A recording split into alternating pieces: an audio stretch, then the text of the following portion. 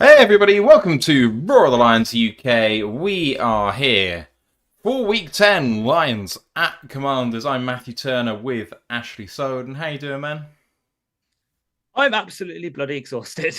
I've been up since 5 o'clock in the morning our time because I had a 12-hour security shift at the train station I work at. So I am dead on my feet. But luckily for everyone, I do have 1.5 liters of Mountain Dew. I don't know how many fluid ounces that is off the top of my head, but I've got a lot of Mountain Dew and a protein shake to get me through this. And if not, the comedy counter this week is Ash Yawns. So we're not tracking bad things. It's just if I yawn, which I can feel one coming on right now. I've said it, Yeah, but there we go. good. Don't Just even think just about sad I it. missed the preview.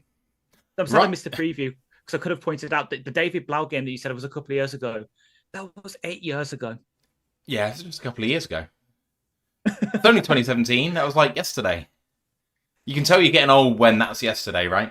Yeah. Let's get into the game. We are about 10 minutes away from kickoff. Experiment says it's about 50 fluid ounces. So there we go. Duncan Stewart says POTUS expected at the match. Yes, we talked about Mm-hmm. that in as hands-off a way as we possibly could during the preview. Anyway, inactives have been released for the game, so let's have a look at those now. Here we go for Detroit. On the offense, Jacob Sailors doesn't make it. That's a real big shame for him. He'd been showing up on special teams in a really, really positive way, but injured as the Vikings do fall to the Baltimore Ravens to 4-5. On the defense, three people on the defensive line: Quinton Jefferson, Pat O'Connor, and Mekhi Wingo don't make it. And then two safeties: Kirby Joseph still out with his injury, and Eric Hallett too. What do you make of all of those? Well, obviously we start with perhaps. I know you didn't mention it because you probably know you mentioned it on the preview. Rest in peace, my sweet prince. Would have been nice to maybe have him for this, but obviously Hallett being inactive. We've gone safety heavy this week, which half makes sense. So obviously having Jefferson and Wingo both inactive, we can rotate people there, especially, but it's an issue when you've got them two inactive. Pat O'Connor's injured, so we are down to pretty much Reader, Aleem, Tyleek, Lopez, and then maybe Lacey and Mohammed if you want to slide him inside in passing downs. It is a bit like defensive tackle room, but at the same time, the fact that those are the early four that really get snaps, like Pat O'Connor's been phased out, the other two have been inactives, is what it is. Miss Kirby, wish we could have him here, but Harper should do a decent job. They haven't been too good passing downfield recently. I know Daniels had some good deep balls, which is why their EPA play for those kind of stuff is high. But would have been nice to have Kirby there because he's just such a good single high safety, and we need to do that. They're really bad against it. People who read the preview will know. And then Sailors. I wish he was active because I really like him for someone that the preseason like, oh, I'd be a nice practice squad guy. Again, I know it's the whole meme of it's just happened with Craig now with instead of Silstra. I could see Sailors as that Craig Reynolds in the future. You've got our four running backs on the roster now with Sailors, Varkin, and the obvious two. So it's a shame to see him miss out, but might mean some more opportunities for Dominic Lovett on special teams since he's active. See what he can do. And obviously, we've got Thomas Harper back at special teams as well. So that should help Tesla on the offense because he's been playing a lot of special team snaps. Hope if he takes some special team snaps off his plate, he needs to take more snaps on offense and have some impact because, I know you guys discussed the trade deadline. It might have been nice to have those two third round picks to maybe make some moves, but is what it is. It is what it is. Let's have a look at the Commanders. Inactive for them. Jaden Daniels, at quarterback, is obviously the notable one. The others on offense, Terry McLaurin, another one that they would really like to have. And then backup tackles, Trent Scott and George Fant. And then on the defense, no Jalen Holmes, which is a big miss. I don't know what's going on there, but he's not active, and neither is the linebacker Kane Madrano. What do you think? Yeah, obviously the big miss is Jaden Daniels, not only for this game, but also for my fantasy team. Um, Very annoyed that. So I'm now having, because I also have Mahomes is on a bye. I had Purdy who's not playing. I've had to pick up and start Mariota. So I'm fucked. But in terms of actually just focus on this game, big miss for them in terms of Daniels and McLaurin. That's QB1, that's wide receiver one. That's basically imagine first year regime of this regime, us not having Goff and Amon Ra. Like Mariota is a good QB. He has had some good performances, though his best one was against the Raiders. So take everything with a pinch of salt there. He can still do damage, but not having McLaurin there, having to rely on Deebo Samuel, who definitely is decline of his career, Chris Moore, Robbie Chosen, Traylon Burks, Jalen Lane, who's more for your sort of Khalif Raymond light, doesn't really inspire fear in you, does it? George Fanton, Trent Scott, those their backup tackles. Their offensive line has not been good, and the fact they're inactive really says the state of what they play like. And if they have an injury there, they're starting to struggle because they might have to kick out Cosme, play Riley, who I know has been rumored to be a trade piece, but has been playing bad, and obviously no one picked him up. So that is what it is. And then, yeah, God knows what's happening with Holmes. Just might be that they wanted to go elsewhere, but I know he hasn't. He's been okay. He's had some flash plays, but hasn't been, exactly stand out. Madrano's just inactive. I know they picked him out of UCLA this season. Hasn't really done too much. So is what it is. Obviously, the big thing for them is having Quan Martin back at free safety. We really liked him in the draft, especially me, because what I'm like with my Illinois safeties. Him being back on the back end for them is good for them, because otherwise they might have had to start Darnell Savage, So they've got slightly stronger maybe on the defense in terms of having people back, especially the guy who should have been suspended for hip drop tackles. But it is what it is. It's going to be exciting, but offensively they're weak, and hopefully Shep and that can continue the good performance that the past couple of weeks, because that would definitely help if certain things carry over from the Vikings game. We are about 4 minutes away from the kickoff. I have just cycled through the starting lineups for each side of the ball for both teams, but let's just have a look at the formations then as a whole. Lions on offense, Jared Goff at quarterback, Gibbs at running back, wide receiver St. Brown, Williams and Raymond, tight end Laporta, front five, Decker. Our Seeker looks like to get the nod at left guard, Glasgow, Ratledge and Sewell. Then on the defense, Lacey, McNeil, Reeder and Hutchinson up front, linebackers Campbell, Anzalone and Barnes. Then we've got corners of Arnold and Robertson, and safeties of Branch and Harper or Thomas. Yeah. Not sure. Harper. Probably Harper, I would imagine. And then for our opposition, the Commanders led by Mariota, running back Bill Krosky, Merritt, Jackery is his real name, of course. Wide receivers Traylon Burks, Chris Moore and Deebo Samuel, tight end Zach Ertz, front five Tunsil, Poole, Biadish, Cosme and Josh Conley, who is really struggling, and he's going up against Aiden Hutchinson, so good luck today. Oh wow, Houston have taken the lead against Jacksonville. What the actual hell? They were 19 points down in the third quarter. And witching then hour is witching. Yeah. And then on the defense for the Commanders, front four of Jacob Martin, Deron Payne, Javon Kinlaw, and Preston Smith. Linebackers Luvu and Wagner, nickelback Mikey Samrastrell, corners Trey Amos and Jonathan Jones, and safeties Jeremy Reeves and Quan Martin. When it comes to this team, do you think they're better on offense or defense? You said the offense is weak, but I'm not a big fan of them on defense. It's like, with one of these teams, that when you have like an average offense and an average defense, you could be like a really, playoff chasing team and really up there, or you could be right down at the bottom of the league. It's just a lot of luck one way or the other. If you have a side of the ball you can kind of hang your hat on, at least you can kind of rely on that. For me, there's nothing this team hangs its hat on in particular, apart from just Daniels doing Daniels things, and of course he's not here. Yeah, usually in a vacuum, I'd agree. But in this, I'd definitely said a strong on defense, because, again, I have to bring up obviously what happened last week with the Vikings. They've got really good defensive tackles. Their edge room is what it is. They're having to play Frankie Luvu as an edge because they're that down bad there. But Payne, Kinlaw, Goldman, Newton, even Sheldon Day, that's a good solid 5-10 interior. And then they've got Luvu, Wagner, and McGee can sometimes mix in, even though he's much more like a Malcolm. They know how to use these linebackers in blitzes. That's one of the things they were best at last year. I know their coverage grade has definitely dropped off. Again, people with the Red preview know that. But looking at it solely as a sort of in this game, they're strong on defense, but they've also got pieces in the offense. Like if Bill Crosby gets going, we know what he can do. Zach Ertz, when he's on the twilight of his career, is still a damn good tight end. So he could do some damage against us. And like, as much as I say that Debo's also in the dance room of his career, well, he's still a really good offensive weapon, and they can hit us deep with like Lane and Robbie Chosen. He's good. He's good as like a clear out guy. If he catches like one ball for 40 yards, that could flip the field. It's tough. But if looking at it right now, defense is slightly stronger. But yeah, it's kind of like saying the offense is a 70 rated, the defense is 72 rating. Like, it's close, but slightly edge to the defense. Fair enough. I will say I do not agree, but there we go. Yeah. I think the offense has slightly more to offer.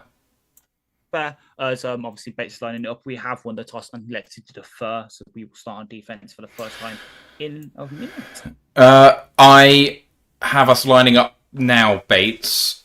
So taking a step back from me, do you want me to... No, I'm not about to. I'm not there, so I'll tell you when the ball's kicked. He's just stepping back now.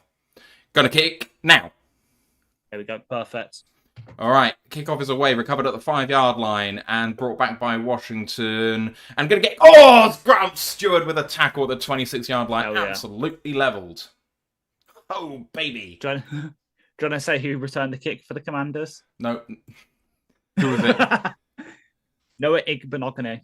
Oh, yes, him. That's why should I do it, because I was listening to the podcast and you couldn't pronounce it. And I was like, I saw it was him. I was like, I got it right at the second attempt. Many thanks, by the way, to Mile Marker 301 for the $10 super chat. Says, great. Here comes Marcus Mariota at quarterback. And plays away, contacted in the backfield, but spins out of it, does Bill Krosky Merritt, and gets a gain of about 6. Arnold was there, but it finally finished off by Thomas Harper. That was Lacey who got the interior penetration there against Connolly. It's going to be second down and about 4.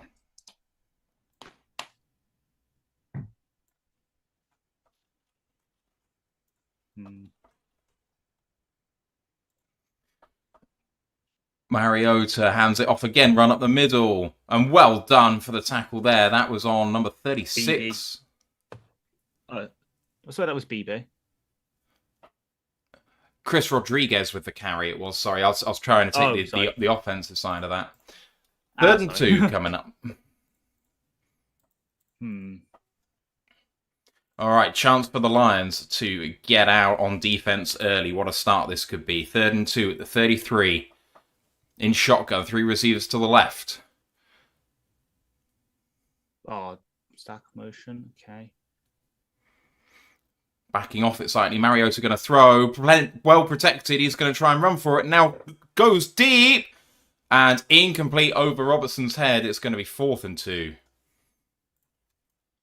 Good start for the Lions defense. First down. First drive. Touchdown conceded. As Tyler Lacey with the pressure there, I think, flushing Mariota out of the pocket. Tepper caught a line and says, good evening, everybody. And Jonathan will not get a name right at the booth. This should be a good one. Don't even listen to it then. That's what we're here for. Exactly. Washington in punt formation then. Lions look like they're coming after this. Let's Go Lions is ringing out around the stadium. And the punt is away by Tressway. And it's a good one. Recovered at the 18. Raymond has to try and beat one. He does, but can't beat the second down at the 22-yard line. Detroit take over there. Nice to see us actually return a punt for once. Yeah. I mean, I know I covered it in the preview, but for those of you who didn't listen to that yesterday, the Commanders are one of the best, for me, punt coverage units in the NFL. The punter gets good hang time, and they cover it very, very well. So if we can get any punt return yards at all, that will be really, really good for us. Yeah, I mean, they do have a really good coach. Larry Izzo is, as far as I can remember, he's no fifth, but he's close. Like, this is a guy who played a lot of special teams for the Patriots, won 3 Super Bowls with them as a special teamer, so he knows what he's doing there. Here comes Goff then, and the Lions. Players away, handed off to Gibbs, run up the middle. Really bad from the Commanders on defense. Lions handled their business there, and Gibbs gets 9.5 yards. It's 2nd and 1. Nice. Love it. Oh, yeah, that's one. Okay. Just a run up the gut, and the Lions had their way there. Mm-hmm. 2nd down and 1. Ooh. That's a risk, given that much cushion. 2nd down and 2, perhaps. Laporta in motion left to right, and Goff hands this one off to Gibbs after a fake end around run by Raymond's gain of 3 and a 1st down Detroit. And the Jaguars have lost. Houston pulling out the most unlikely of victories. Davis Mills gets it done. Goff under center and I formation this time, and fake, and a little check down to Amon-Ra with plenty of room. Down for 10, 15 yards there, up to midfield, 1st down Detroit. That is what we want to see. Yes, it really is. Just checking. Really well done by Amon-Ra with a little chip. Kind of sold the fact that he might be staying back in the in run blocking, and instead releases in the flat, and the edge defender has absolutely no chance.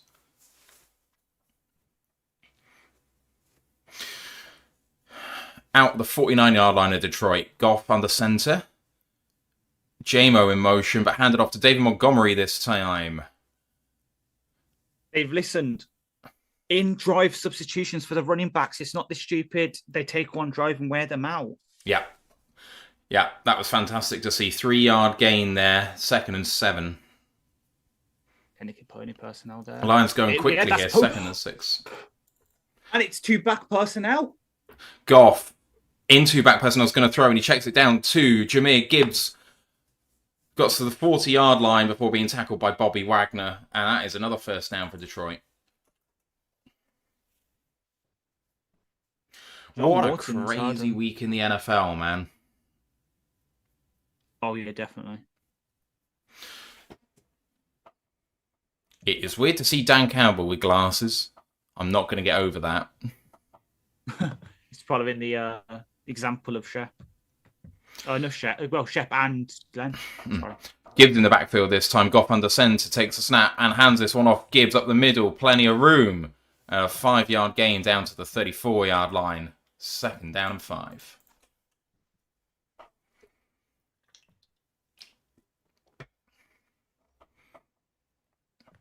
Lions doing some really good stuff on the ground so far, but they're mixing it up and actually passing a little bit more than expected on a first drive for them. Maybe they have made some adjustments.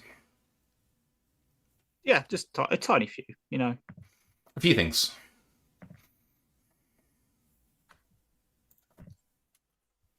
Goff changing the play at the line. Amon-Ra in motion left to right. 2 tight ends in the game. And Goff play action under pressure, but going for it all towards Tesla. Towards Amon-Ra St. Brown. Oh, that was on Amon-Ra. the outside. And Goff was hit. And Amon-Ra was hit in the head. He is shaken. 3rd down and 5 coming. Lions taking a shot there. They're not going to show the hit on Goff. Went on the wheel route to Amon-Ra. Good defense in the end by Jonathan Jones. Oh, man. Goff gets hit in the back. Ooh, a bit hurt, but he's all right. I know you didn't speak too kindly of Jonathan Jones because he has been pretty bad so far this season, but... He's all right. In his career, he's been fine. Yeah. Here comes Goff.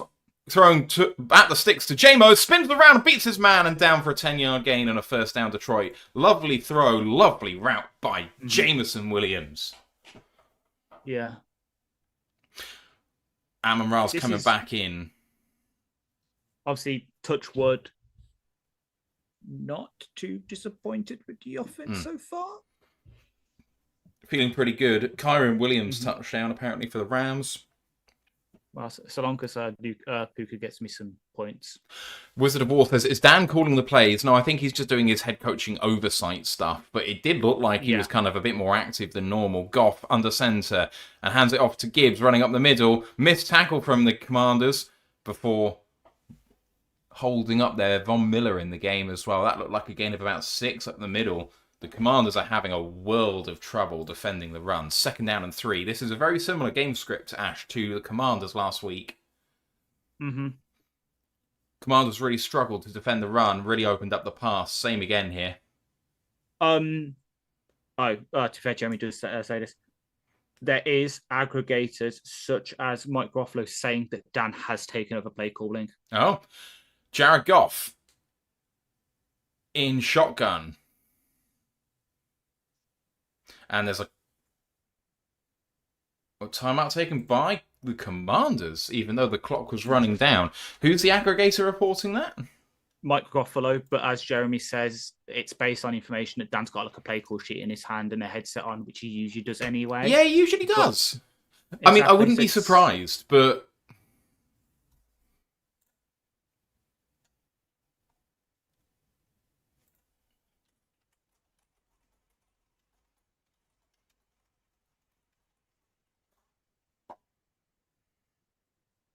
It does look like he's calling the plays. The way that he is on the sideline and the fact that he's reading it out and then they break the huddle. I think it is Dan Campbell who's taken over play calling. Has John Morton been demoted? Right, here's Jared Goff then after the timeout at the 15-yard line of Washington in shotgun here with all his receivers to the left-hand side apart from Sam Laporta. Texas route! Gibbs! Touchdown, Detroit! What a first drive. 3 and out on defense, and Gibbs finishes it off.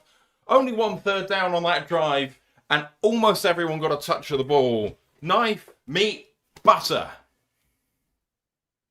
Yeah. Oh, that is absolutely filthy. Normally you have to go to a premium website for that kind of content, but that's beautiful stuff. Oh. I think, well, you can just look on Twitter. Eric Schlitt is a happy boy. PAT is good. Lions lead 7-0. This is about, Ash, as perfect a game script as you could have worked out. Yeah, it's a lot of the stuff I said in my preview, which I'm happy with. And God, I'm actually doing good analysis. But yeah, as I was saying, like early in the drive, the only bad play in inverted commas was the throw to Ryan. Even that was just a good play by Jonathan Jones. That is what we've been. That is the offense we know and love. Please continue it on. Don't let's just be a scripted plays thing and it falls away as the game goes on. Keep this up, because if the defense can look as good as it did on their first drive, getting the 3 and out, this might be what we need. Just again, that game, just to give the offense a kick up the arse, especially with who we've got coming up in the next couple of weeks. Continue it on. If it is that Dan stuck over play calling and Morton's been demoted and he's basically just an oversight person, that's what we need. Fair enough. Fair play to Dan for recognizing the disconnect and stepping in and doing a head coach thing. If Morton has been demoted, there are a few questions there in our Discord channel, especially from Danny Mack saying, surprised we never heard it was happening. But the Lions are not that sort of organisation, and they never have been. When Anthony Lynn was demoted, it came out in a very respectful way. It wasn't a sacking. It was just play calling duties are moving over. I do not think that we are the sort of organisation, especially where there is respect for that particular coach ingrained. And Morton is a respected coach who has been here in the past, and they specifically brought him in. They are not going to be pulling him over the coals. That is not the way Dan Campbell does business. Exactly. And I know you guys got asked about it on the preview, but I wasn't there. If we were to go at the end of the season, my vote, because he's done it before in his career, would be Scotty Montgomery. He has been played OC before. He has played called for a couple of teams. I know when he was in college he did it. But even then, having Morton's like over, even if he becomes like kind of like offensive assistant, like he was when he first came here a couple of years ago. He'd still be happy with that. He's still with his best friend in David Shaw. He knows the team well. Okay, he's not play calling. They still respect his opinion. He'll still have an integral part. He'll still get paid. And he's in his hometown. It's just he's not play calling anymore. Yeah. And hell, maybe Dan keeps it. I mean, I think if John Morton doesn't see it as a slight, and he probably will, but the thing is, publicly, if this happens, I don't think Morton gets another shot at it. I think he's done. So he has to look at his other prospects, and if he enjoys being here, there's no reason for him to go elsewhere, as long as we like him being here. But he's clearly a good schemer. Yeah. He's not a good in-game play caller. Yeah, he's just, exactly. He just doesn't know which buttons to press. All right, here comes the kickoff for Jake Bates. Recovered at the 2. Igbenogany returning it. Plenty of space. Oh, dear Lord. Coverage is poor. Can Jake Bates save us again? He does. What a tackle by Jake Bates. Why is Jake Bates becoming one of our leading special teams tacklers? I'm so... I don't put it up there for once, and they still do it. Yeah. Don't make Dan fucking take over special teams as well. As much as I love Dan, I don't think he can take over that much. Yeah.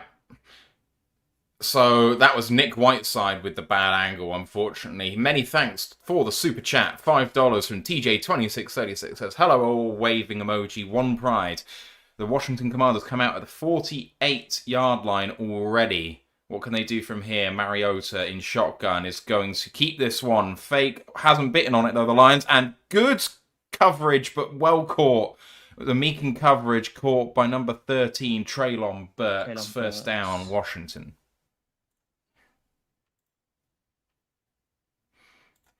Really good coverage by Meek. You can't really do better than that, but, you know, it is what it is. Oh, they went quickly, and Mariota throws. Quick strike, 8-yard gain over the middle to tight end Bates, and it's 2nd and 2.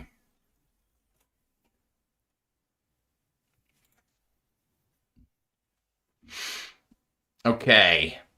Commanders are rolling. Lions have to tighten up now on defense as they were in the first drive. Second and 3 it is.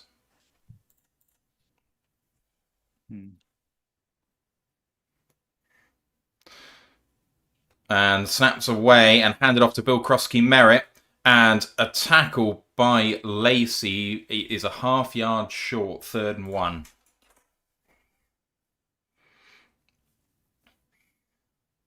Jonathan Foster asking if anyone's parlays got spoiled by the Dolphins. Well, them and others, unfortunately. Yeah. I had the Colts minus 6.5. Them winning by 6 in OT did not help me. What other results were there? I had the Texans winning by more than... I had the Texans winning, so that actually came in the end. Nice. Can't remember what else. Trying to look through the results because there were plenty of shocks this week. I did have the Jets. PBU by Hutch. He nearly got a one-handed interception. How did you get so far ahead of me? I don't know. I've not pressed the button at all. You were like 3 seconds ahead of me then. How on earth is that? Why does this always happen? I don't know. I've got the zone back. How on earth was that called a first down before? This should be 4th and short. Oh, they did the virtual measurement. Oh, I completely didn't see that at all. Okay. Right, just to tell you where I am in terms of play clock, I am at 15, 14, 13, so I'm paused 12. at 8. You're 4 seconds ahead of me. Mariota 6, in shotgun 5. takes a snap, looking around for a deep one for the end zone. Good coverage. Physical coverage by Terry and Arnold, but gets the incompletion. It's 3rd and 10. Very physical by Terry and Arnold, but I think it's both of them. He just got his head around. Just. Yeah.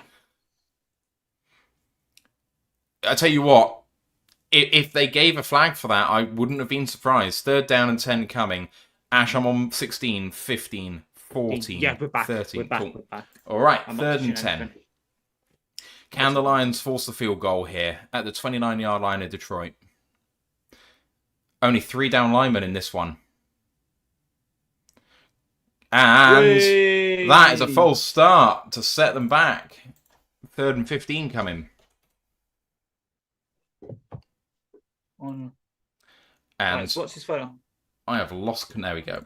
I'm back. Josh Connolly with the flag for a false start. Mark saying Shep's got the D looking pretty sharp. I completely agree. Mm-hmm. TJ says that looked like DPI on Arnold. If they threw the flag, I wouldn't have complained, but... Exactly. You know, he's going to play close to the line. The Lions look like they're bringing pressure here on 3rd and 15. I think it's off that right-hand side. No, they only rushed 3. Throw, complete, and down after about an 11-yard gain. Terry and Arnold with the tackle on number 13. Traylon Burks. Thank you. Again. I'll never learn that. 4th down and 4. Yeah. Field goal unit coming on 6. Robbie and Robbie Chosen. He's 12 on their thing. It's weird. All right. Washington look to come away with 3 here. 4th down and 6. From 44 from the left hash. Matt Gay, one of the league's best. Good snap. Good hold. And it is good. I'll tell you what, Ash. Given our special teams, at least on kickoff coverage, 2 defensive sets of 3 and out and holding them to 3 after they start a drive at midfield. So that's great football. I'll take it 100%. Yeah. I don't know how many times. Well, how many times I can repeat it. We need to get the kick coverage stuff sorted. Sometimes it's hard though, and sometimes it's very lucky. I mean, have a look at what the Browns did today in coverage against the blooming Jets with a kick return for a touchdown, and then and then they kick it on a punt return touchdown, 2 touches, 2 touchdowns. Yeah. No offensive touches in that. Like sometimes I don't think a team's necessarily bad at it. It's just one guy makes a bad angle, the rest of the team are doing fine, and it just sucks sometimes. It seems to happen a lot more to us than to other teams, but obviously that might just be because I'm hyper focused on us. And it's just sticking out to me because obviously with the inactives this week, the fact that we've kind of gone DB heavy is one way to maybe put it. Yeah. The fact that which in my head seems like a move to try and sort this out by having Daniel Thomas active and all this hasn't really worked. But of course, that's just one big return. It might be they've shut down for the rest of the game, in which case you're right, and then I'll hopefully take that as okay, they've sorted it out. But until I see it, because let's have a look. What was it? What was the first kick return? What did that go for? Let's have a look. Okay.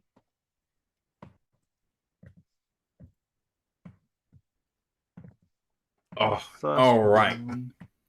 Terry Perry says, hopefully next season, Terry and Arnold will put it all together. I mean, he's got all of this season yet. I'm not ruling him out being just a terrifically good player down the stretch. Last year, second half of the season, he really came to life. Well, this is the second half of the season, everybody. Let's see it.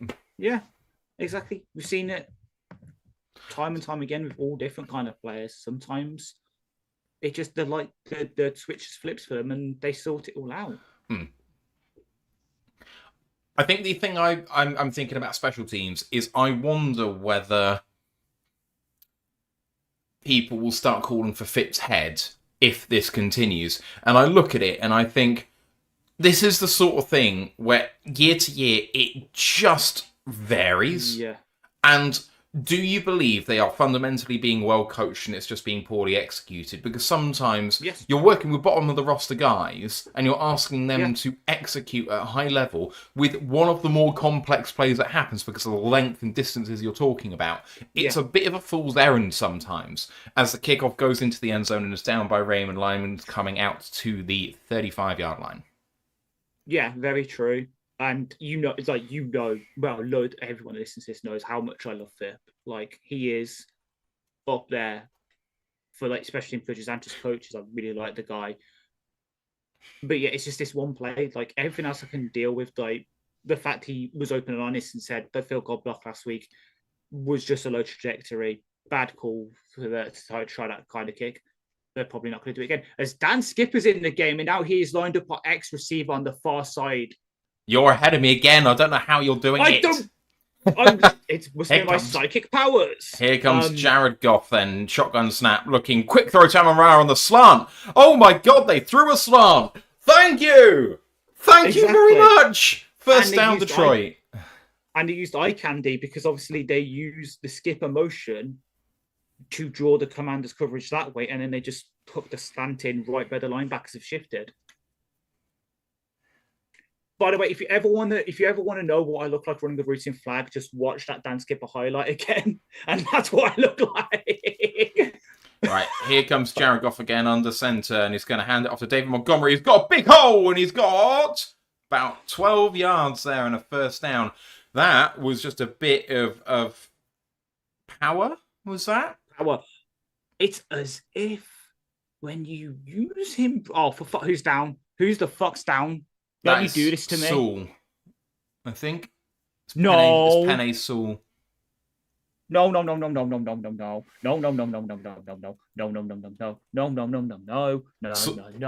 I think it's his shoulder, which obviously he hurt last week. Okay, skip in at Bright. Shit. So yeah, skipping at right, our next option if something happens to one of the other tackles. Unfortunately, probably is KO just sliding out and then colon or knees coming in. Oh, Poole just said it looked like his knee. He's walking off the field of trainers. Yeah, per Nolan. Penny Saul's left knee /leg got rolled up on during that run by Montgomery. He received on-field attention from the training staff. He's limped off slowly. God damn it. TJ2636 with a $5 super chat. Thank you very much, TJ. Says, so why did they release Skip just to sign him again? I don't recall us doing that recently, but they've done that. I think it's... so it was at cut downs, wasn't it? And that was because he had tendonitis in his knees, supposedly. Obviously, we don't know this because of HIPAA stuff, but that is the common thing, that he was having some form of injury like tendonitis in his knees. So we released him, signed him back to the practice squad, and then did the usual thing we do with that. It's just the way. And obviously, also, Jamarco Jones just looked better at tackle than Skip did in camp. So they went with the guy that looked better. Obviously, then Jones gets himself hurt for the year and now he's on season-ending IR, but that's basically why. But at the same time, we do need to start looking for an upgrade on him or just someone to do it long-term because we just do. What I was going to say? Brain's gone. But yeah, also, people who listen to Nolan's podcast know why I prefer him to Rich Silva right now. They do a blind ranking thing at the end of their shows, and they were blind ranking nation's capitals. And when they were discussing London, Nolan shouted me out. So, why specifically? Because they were saying, like Brits listening to this podcast will be upset that you've put London, but so low down. And he just goes like Ash Oden. I'm like walking to work, and I'm like, me.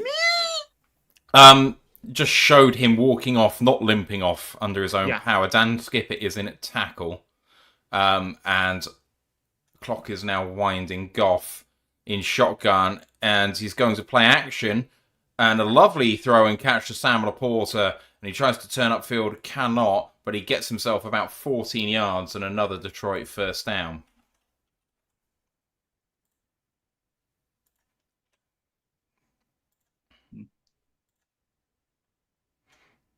Uh, 22-yard passing touchdown to Nakua by Stafford. Spread. Goff was in empty. Changes of play, but it's still in empty. Asking for it, and... Oh, that's a false start if I've ever seen one. Not called. Goff throws, and Amon-Ra with another drop. Hit his hand. He shakes it like he's slightly hurt there.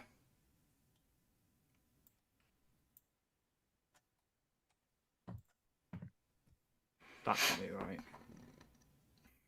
Looked like a false start on the lines there, but it was not called.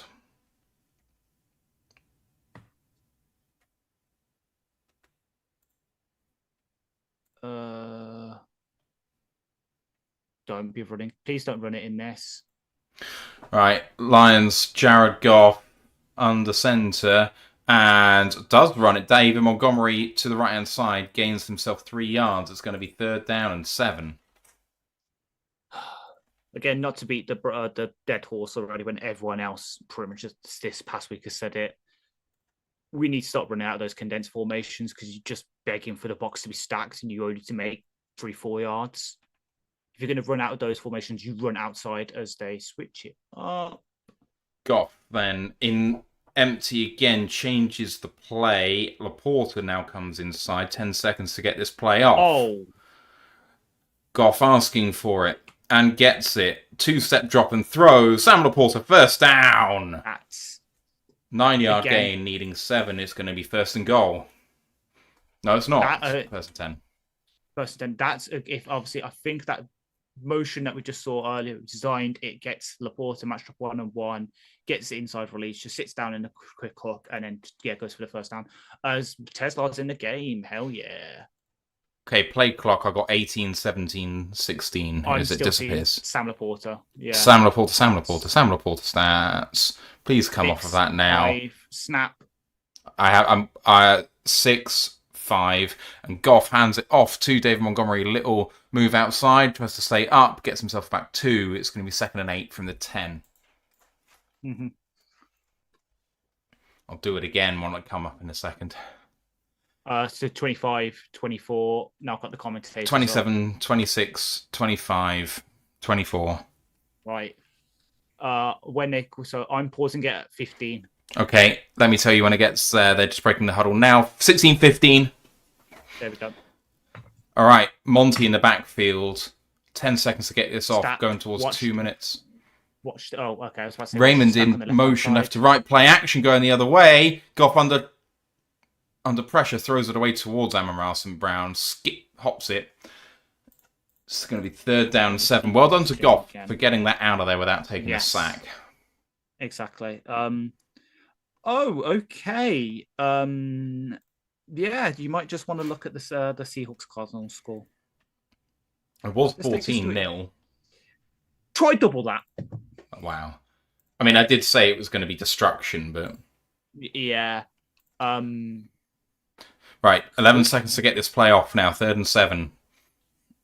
My stream somehow skipped again because I'm on 5 now. I'm not even touching it. All right, Goff gets the play off, is looking left, and is going to throw left to Amon-Ra! Reaches! Touchdown, Detroit! Ho, ho, ho! What a play! Amon-Ra stopped a few yards short, but he reaches forward and breaks the play, and the Lions are up by 2 scores. I have even better news for you than a touchdown. Per Colton Pouncey, Soon is out of the tent and moving around. Looks like he's ready to check back in. We don't need him. Let's see if he is. It is a touchdown. He almost lost the ball reaching for it. That was very, very close. But he did keep hold of it. And it's 13-3 pending the PAT, which they're lining up for now from the left hash. Snap is good. Hold is good. And Bates is perfect. 14-3. And Ash, we talked about the game script. And I mean, barring one play on special teams, this is about as close to perfect as you can do.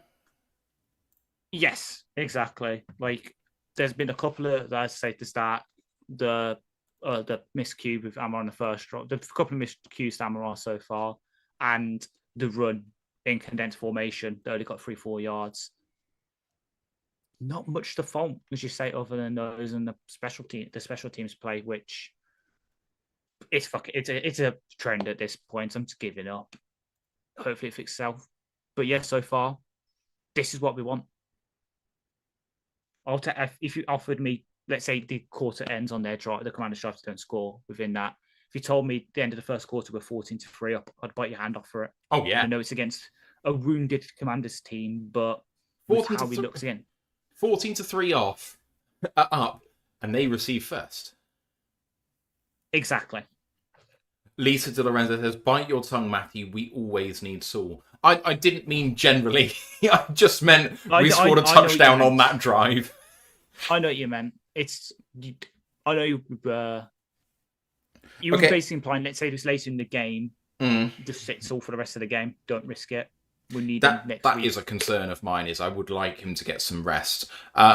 Also, can I just say, to bring him back into the game, can we have him playing the skipper role and have him lined out at ex-receiver?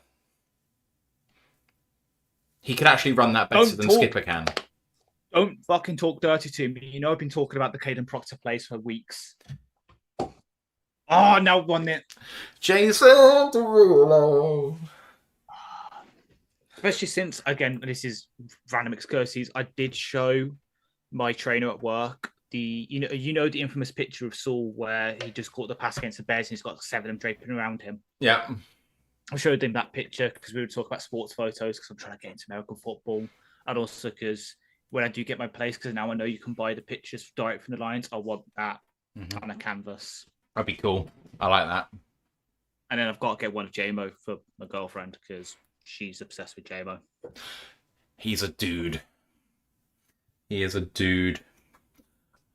I think it's hard to judge whether this offense has actually got things sorted because it looks great now. This defense is bad. It was shown up to be bad last week against the Seattle Seahawks. Yeah. It has been shown to be bad now. We're doing exactly what Seattle did to show them how bad it is. So how good are we, really? Now, I know Seattle are a very high-powered offense and Darnold has been great, but so are we. But we've shown that we can lay an egg against better teams. Is Dan Campbell making so much difference as the kick is away? And recovered at the 6.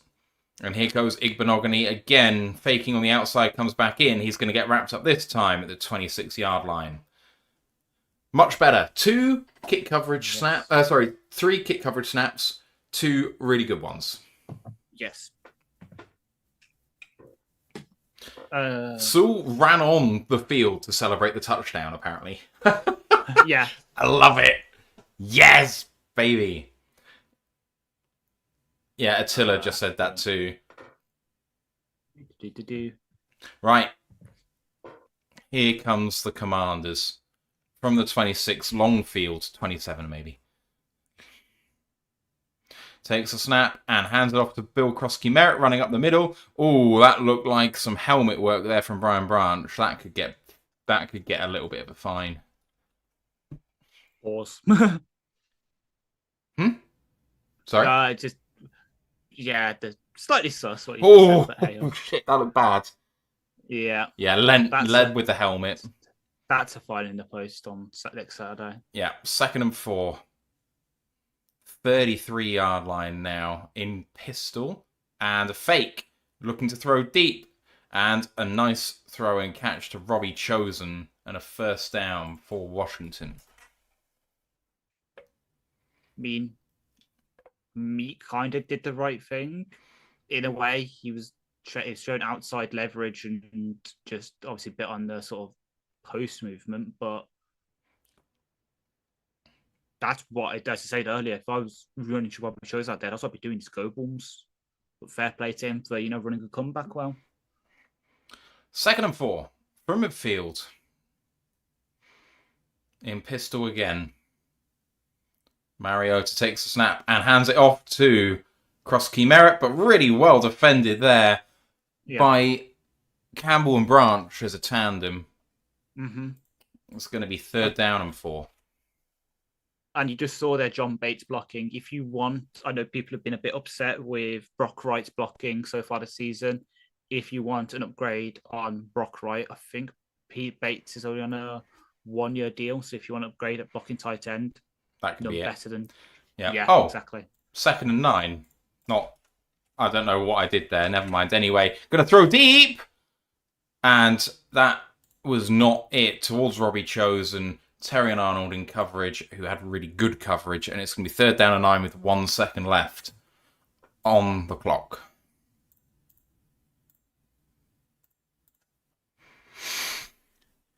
Okay, from midfield, 3rd and 9. Chance for the Lions to get off the field on defense again. Bobo Lamb says Brian Branch's Sue 2.0. Maybe.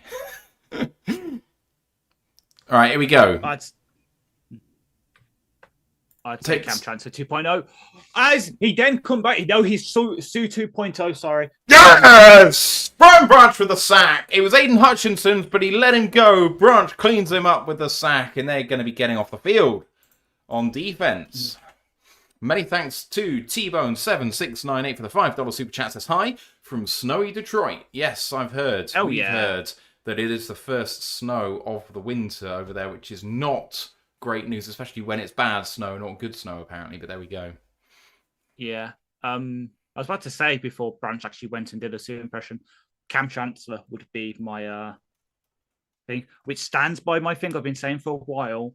Kirby can be like Earl Thomas for us. Branch could be like Cam Chancellor. We'll put that there. Just obviously, hopefully, Kirby doesn't have the late career arc that Earl Thomas did, I hope, his girlfriend and his brother don't get that acquainted with each other. Just quickly updating my stats. Please have my apologies. I was caught unawares. While you update that, the Lions are currently 3 for 3 on third downs, which includes 2 conversions from 7 yards out. Hey, definite improvement. Right, here's the stats at the end of the first quarter. 14-3 lead for the Lions. Goff 8 of 11 for 99 and 2 touchdowns. Both running backs for the Lions in Monty and Gibbs have 4 carries for 22 yards each. And then Amon-Ra Brown leads the team in receiving 3 of 6 for 41 and a touchdown. Gibbs is second with 2 of 2 for 22 and a touchdown as well. For Washington, Mariota's 4 of 8 for 44. Bill Krosky-Merritt 2 for 7. And then Treylon Burks 2 of 2 for 21. Branch already has 4 tackles in the game and a sack. Ash, we're getting off the field again here. We're going to be receiving the ball, maybe backed up a little bit in our own territory, depending on how good Tressway punts it, but he is good. So long field potentially for the Lions. But, again, this is almost perfect. Yeah, though, if you want proof that PFF grades don't work for punters, Tressway is good, yet somehow he's the worst graded punter by PFF, which is fun. No, it's just because I was looking it up. But yeah, this is, as I said earlier, after our drive, 14-3, in the first quarter, bite your hand off for that. And yeah, we're getting the ball back now. We seemingly got the flow of the offense back as Amon-Ra was hoping we would. We can really put the foot down here, go up 21-3. It's getting scary close to a certain Super Bowl, but we've got this right now. That would be really, really nice if we could do that. Yeah.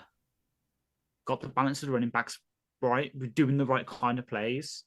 Yes, it's still short stuff, but it's the right kind of short stuff. It's what we need. Okay. They are lined up to punt. They lost 12 yards on that, and they're all the way back at their own 38 after being at midfield. Here comes the punt by Tressway. Pressure! But it does get it away clean, and a booming punt to the 15. Raymond, he went backwards and got hit by number 57. Great coverage by the Commanders, and a really good punt.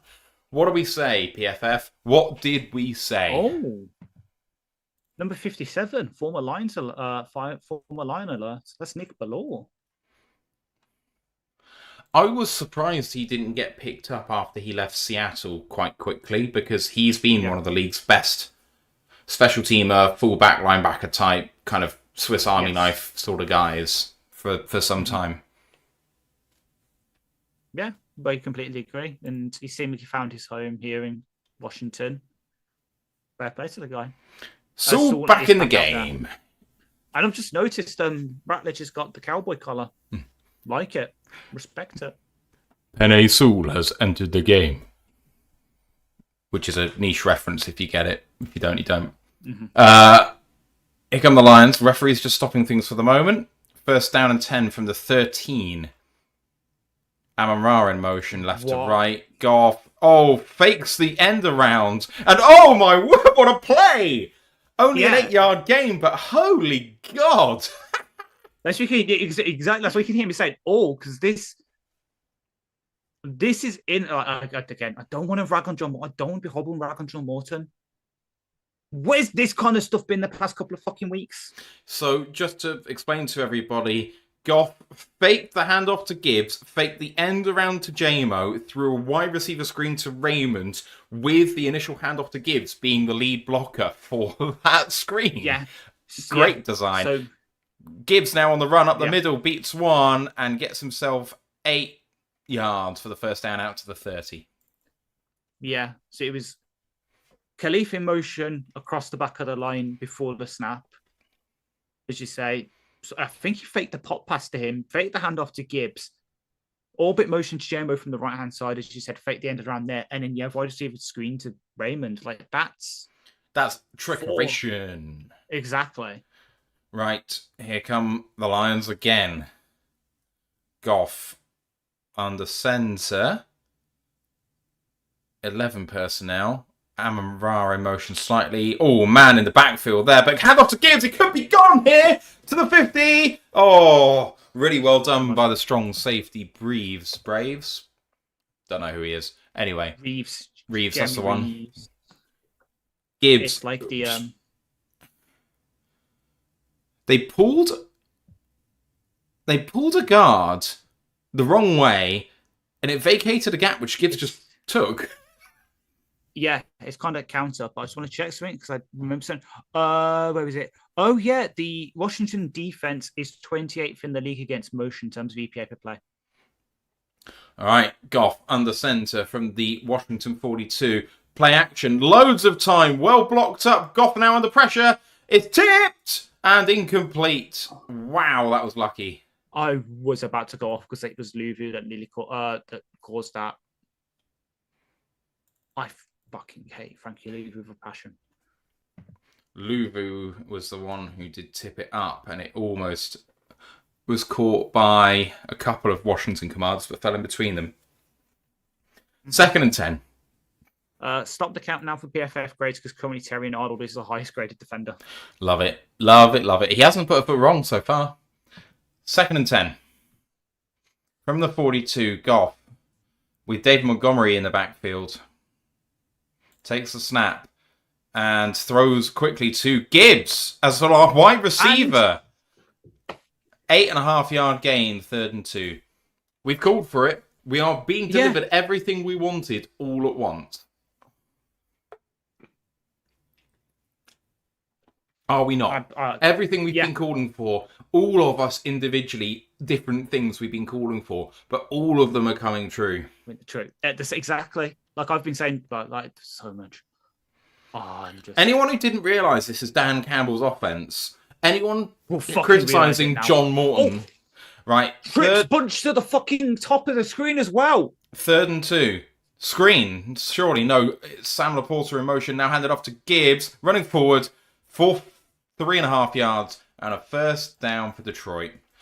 When Sam Laporta was up there, they had a 3-on-2. I don't understand why they didn't just kill a play, just throw a quick tight end screen. Exactly. Trips bunch to the top. It's stuff that we struggle with. We struggle defending, particularly that because of how it works against our man coverage routes. We've just used it against them because they're also quite high with their bump and run coverage. And then getting stacked to the top of the thing and we motion out of it. 2 tight ends as well on the right-hand side with the 2 wide receivers on the other side. Goff takes a snap, looking deep, getting out of trouble, throws it to Raymond with a catch, gets 11, 12, 13 yards and a first down. I'm going to be slightly crude with how I describe this. It was like fucking Khalif Raymond suddenly did a massive fart and no one wanted to be around him because look how much fucking yards of separation he has from that. It's fucking Khalif Raymond. Exactly. No, this is how you can tell I'm excited because I'm like this. It is everything we've been calling for and we are getting it. And okay, this next play doesn't really work. Goff, get half yard, hand off to Gibbs, run up the middle, contacted 1 yard deep and almost lost the ball, but just hang on to it. 2nd down at 9 coming up. You must still be ahead of me. It's all right. It's all right. It's not good. It's just going to keep correcting itself forward. Yeah. Lisa asking if Dan is calling the plays. Lisa, we believe that Dan is calling the plays. We believe that John Morton has been demoted. No one is cussing to him in the coverage, not going to the booth, cannot see him doing anything at the moment. So, yeah. Anyway, Carlton saying he can even see Tesla getting a catch today. I mean, Carlton, don't ask for too much. Don't ask for too much. Please. Give... Right. Again, okay. Amari's lined up against Sandra still here. Give me something nice, please. 3 wide receivers. That's a jump. Goff, take... Oh, yeah. That's on a basis to the quarterback as well. Why in the hell did they not throw that dead? The throw was at Tesla.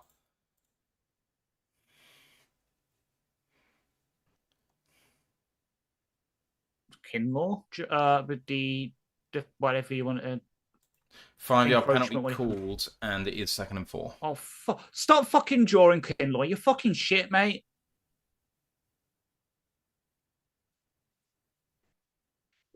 I don't understand why the offensive line aren't pushing Kinlaw back.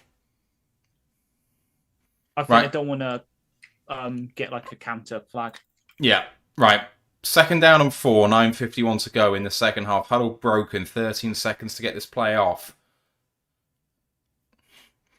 Man in motion is Brock Wright into fullback. Goff under centre. J-Mo in motion now. Goff hands it off to Gibbs, who manages to get free. Can he get the edge? He does get the edge. Pushed all the way for a touchdown! There is absolutely no way in how he should have got there, but he got driven from behind by Sam Laporta, 5 yards. And the Lions have a touchdown. It's 20-3, and Jahmyr Gibbs takes the record for most touchdowns scored before age 24, breaking the record jointly held by Christian McCaffrey and someone else. It was listed, but I don't remember who it was on the coverage. But hey, it's something. Amon-Ra and Sam Laporta. Oh boy. Oh boy, oh boy, oh boy, oh boy. Well, I will quote probably what Ant would be saying right now if he was on the coverage. Yeah, there's definitely something mad going on in my jogging bombs right now, because what the fuck was this drive? Trey Amos got pancaked trying to stop that touchdown. He got landed on by several Lions, and he is hurt in the end zone. One hand, that makes me sad because I did really like Trey Amos in the draft process. On the other hand, this is good news for us. It means they're probably going to Antonio Hamilton. I think. Senior.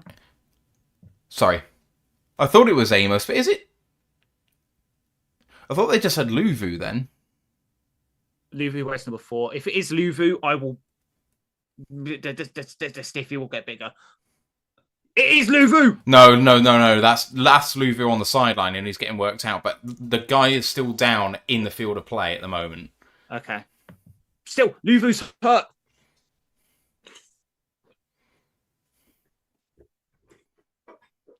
Irish Incarnate says some Brown and Jar working equals good offensive game. Yes. I think that is Amos. Is the biggest. 23. Yeah, it's just Amos.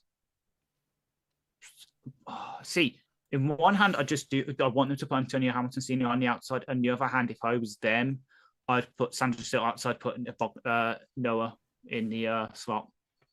Because I agree. Was his 2nd year with the Dolphins after they drafted him? He had a really, really good season.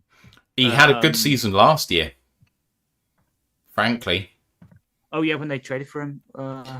I think he had a bit of a rebound year, or he just rediscovered that he was like an average player rather than a bad player, I guess I would say. Exactly. I get it, yeah. Jeez. Yeah, definitely stop the count, because currently Terry Arnold, 86.1 grade from PFF, which is nearly 9 points higher than number 2, Jack Campbell, obviously. St. Brown is jawing. St. Brown is pissed off. Are we going for 2? No, Deron Payne, because Deron Payne has been ejected from the game. What? That's why Amon-Ra's drawing. I think him and Deron Payne were going at it, and now something's happened, and Deron Payne has been ejected from the game.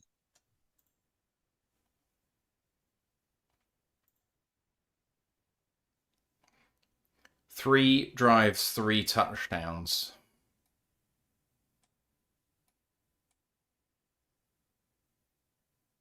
I could see if I can find why. Yeah,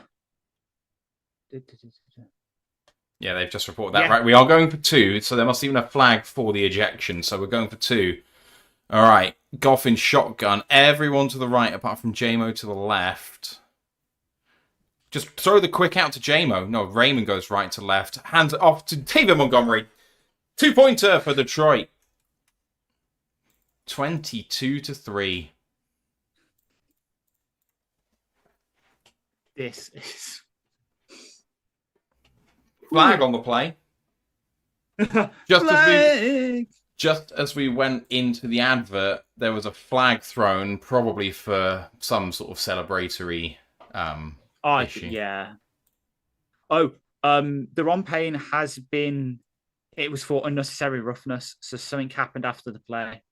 I will try and find out why. It's 35-0 to Seattle, by the way, now.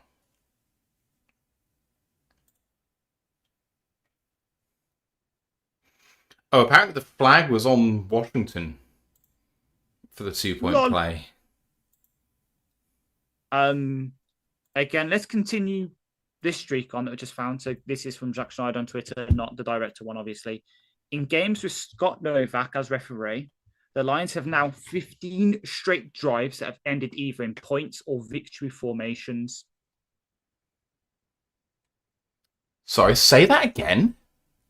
In games with Scott Novak as referee, the Lions have now had 15 straight drives that either ended in points or victory formation. That's the most ridiculous stat. You're welcome. I'm still trying to find out what actually caused the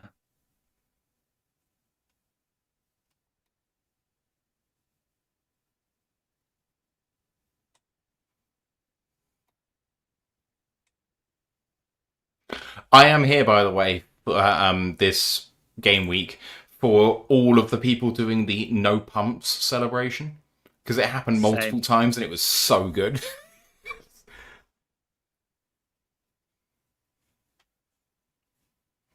So yes, supposedly a lot of the I'm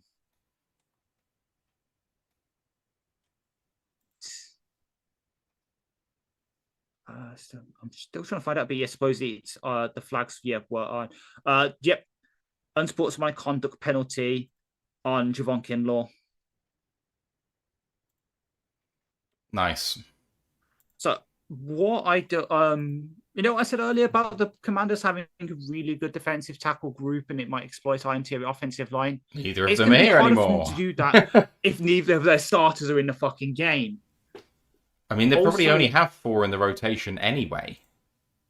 Yeah. They've got 5, but they'll now have Eddie Goldman and Johnny Newton, backed up by Sheldon Day. Yes.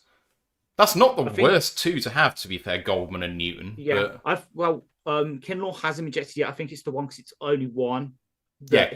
Oh, sorry, Kinlaw. Yes, sorry, he was flagged. He wasn't ejected. My bad. Right.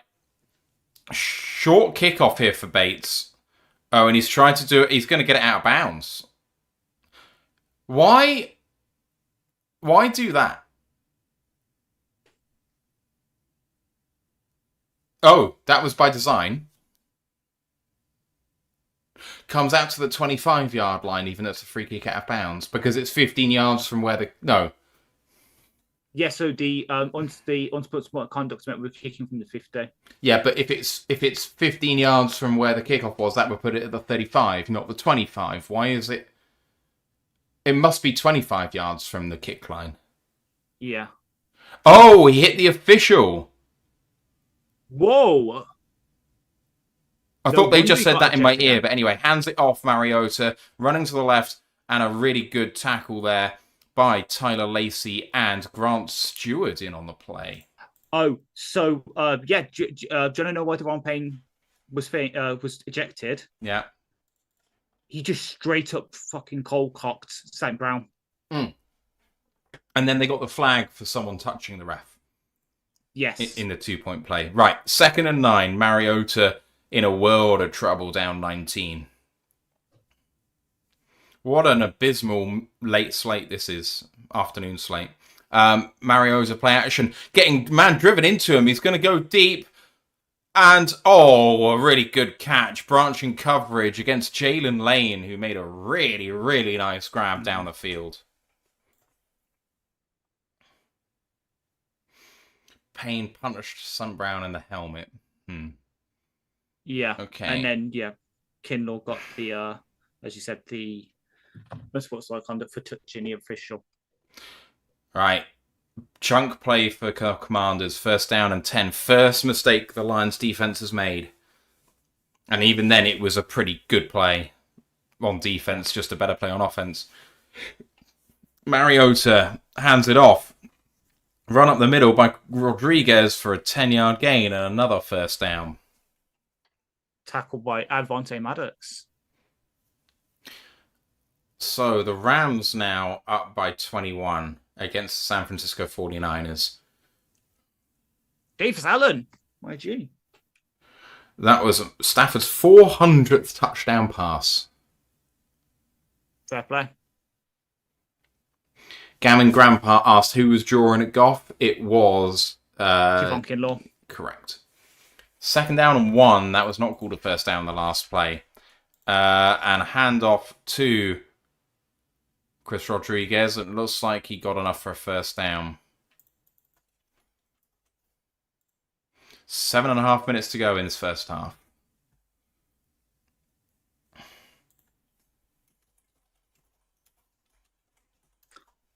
Well, Mike Payton has made a good point.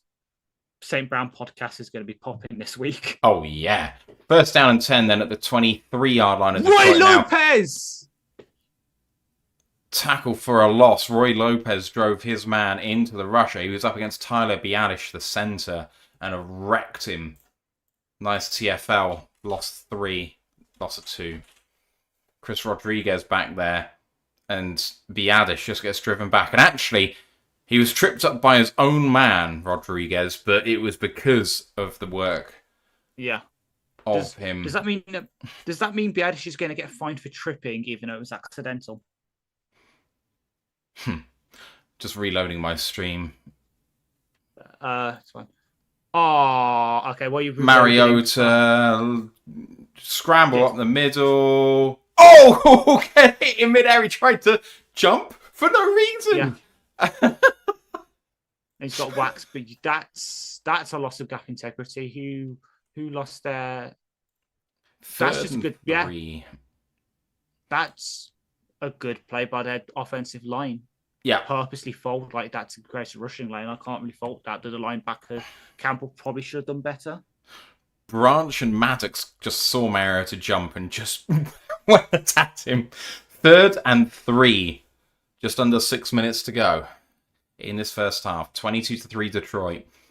Mariota in shotgun. Play clock winding down to 2. And fakes a handoff. And he gets tripped up. And he is short by about a yard. 4th and 1. They need to go for this.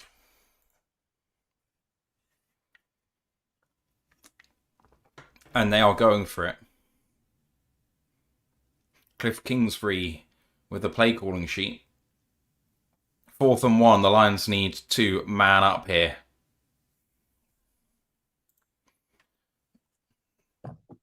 Aleem and Reed are in the middle. And Mariota with 9 seconds to get this off in shotgun. Takes a snap. He's only got a throwing option and he puts it up over the middle. And a lovely catch for a 1st down. Maddox with the hit. I'll tell you what, if that had been dropped, that could have been hit on a defenseless receiver. But what a catch by Zach Ertz. I think something's happened to Thomas Harper because Maddox obviously is in because he's just done that, but he's been in for the past couple of plays. And we're still in our base personnel. 1st down and goal. Only 6 seconds to get this play off. From the 6. Little pop pass. Deebo Samuel with a 5-yard gain down at the 1. 2nd down and goal. We are awful at defending that play. Yeah. What a tackle by Terry and Arnold that was, getting off his block and getting down low to get him at the ankles. Second down and goal. Guess Shep's words had a massive impact. Lions struggling to match up here. Mariota, this looks all wrong. Just run it to the right. It's a run up the middle, touchdown. That is the easiest touchdown you will see. Commanders get one back. 22-9. That looked all wrong from the beginning on defense.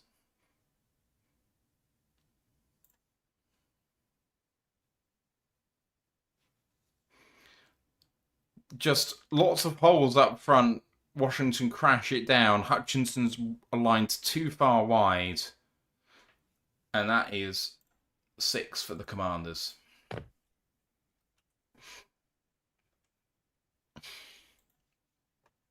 PAT is being lined up here by Matt Gay. Good snap, good hold, but it's whistled dead.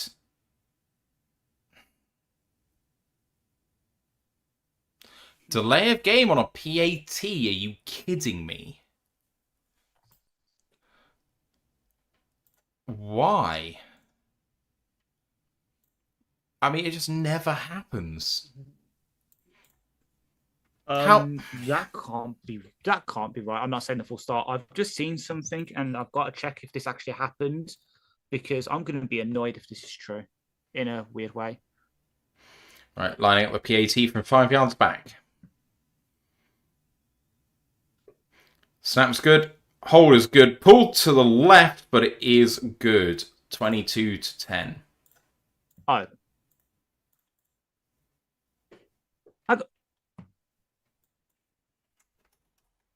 Mad. Okay. So Tank Lawrence has had 2 fumble recovery touchdowns for the Seahawks. Mm-hmm. And George Halani and Zach Charbonnet have got rushing touchdowns, but not Kenneth Walker.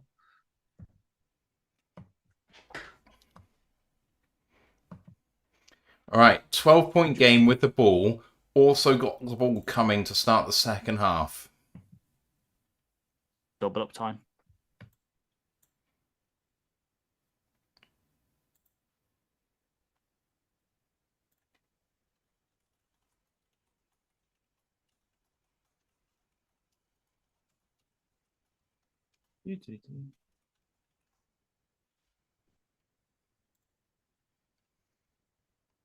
Carlton Woods was looking at Kinlaw penalty before. If he hit the ref, that's an injection. I don't think he hit the ref. I think he placed his hands on the ref in a non-threatening way, and I kind of think it was potentially unfortunate for him. But yeah. Mm-hmm. I just wished, I know this is judging names. I wished the refs would have used the same discretion for Jamie Collins like 3-4 years ago. Do you remember who it was who one of our guys historically punched someone in the helmet? I'm sure we've done it. I'm almost certain that we've done it.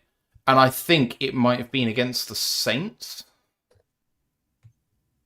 And I think it might have been against Chauncey Gardner-Johnson. That would have been Darnell Mooney against Chauncey Gardner-Johnson. Okay. That's the famous one. I'm trying to Google it now. Is it this one?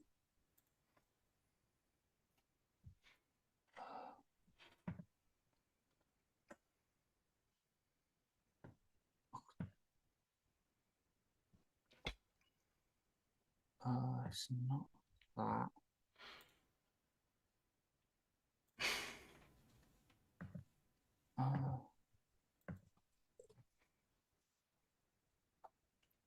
So Chris Rodriguez has the touchdown for the Commanders in a 6-minute 10-play 75-yard drive.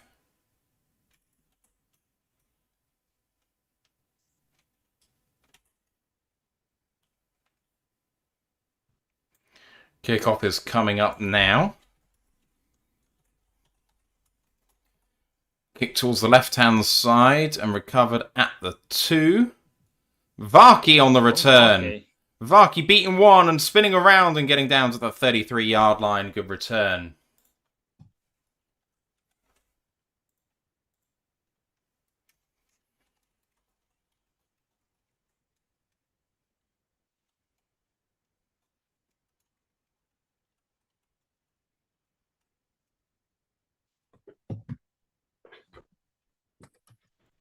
Amon Ra has had a target taken away from him as well. He's 3 of 5 instead of 3 of 6. Don't know why that happens, but it has. Blame ESPN. Here come the Lions then. David Montgomery in the backfield. 1st and 10 from the 32. Takes a snap and fake. Goff stepping up in the pocket and throwing, and a good catch by Khalif Raymond at midfield. The rule in it, an incomplete pass. Raymond's holding the ball up like, are you serious? And he's asking for a challenge flag. Let's have a look. I know, obviously. On replay. Can't see it on that angle. Looks like the Lions are just getting on with it. Oh, flag goes. A word in the ear, challenge that, and he has thrown the flag. 12. Well, good. 12 a shot.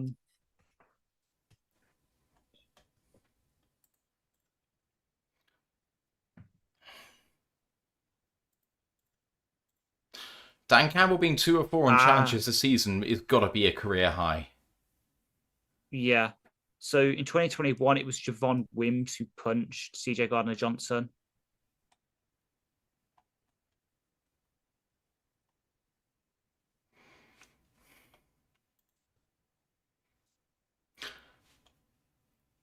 Juwan Jennings touchdown.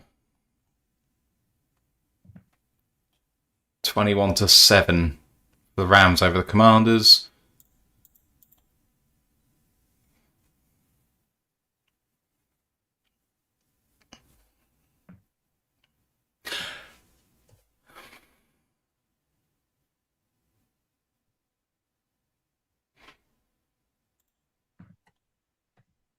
I think I found it. Is it this one? Found it. I know which Lions player it was, but it wasn't when they were a Lion. In week 10 of the 2020 season, Al-Qadim Mohammed was ejected from the game against the Tennessee Titans for punching offensive tackle Ty Sambrolo. So yeah, I probably didn't watch that. Yeah.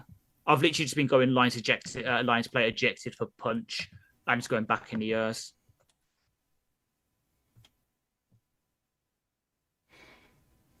All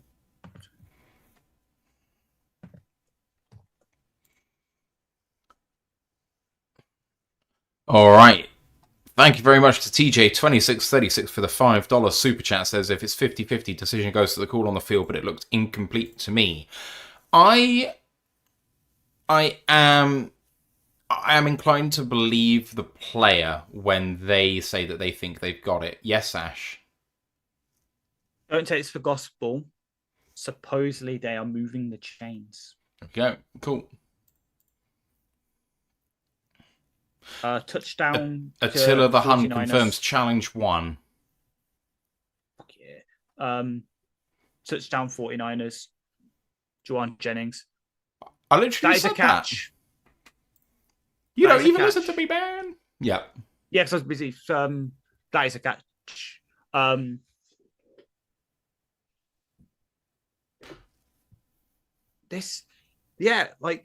know it's going back a couple of minutes, but I remember the infamous Ant saying that the Lions will finally win one of those challenges the other win the Super Bowl. The commentators have just said they have spotted Dan Campbell being much more active in play calling. Goff hands it off to Montgomery. Running back sweep to the left-hand side, gain of 4, 2nd down and 6. Whistles go for a stop in play. They've cut to John Morton.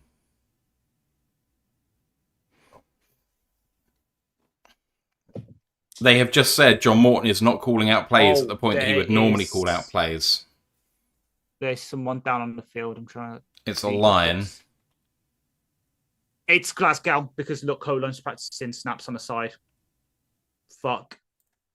Oh no.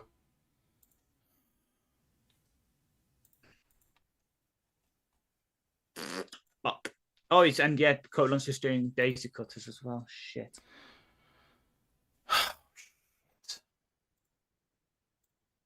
I know that Glasgow hasn't been good, but centre is one of those positions, you know? Like, players are taking a knee. Yeah. So it doesn't look good.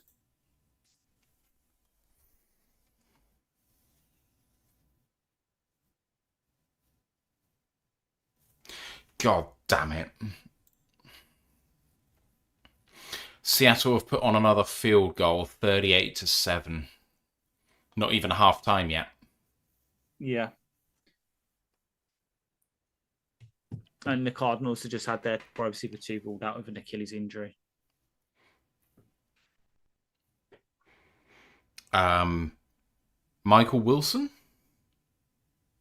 No, well, I would put him as number 2, but in terms of targets and yards.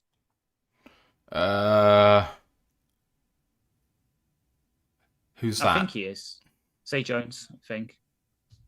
Oh, Zay Jones okay. has been rolled out, but I think he's based on their stuff. He's their wide receiver 2. Well, I mean, he's their wide receiver 2 in terms of reps because he's the slot receiver, but he's not their second best wide receiver. Oh, hell no. But yeah. In fact, to be honest, Michael Wilson might be one, or maybe Marvin Harrison's 2. That's a take. I can back it because I did really like I like Marvin Harrison a lot, and you know I liked him a lot in the draft process too. But he's shown flashes in this second season, but still not great.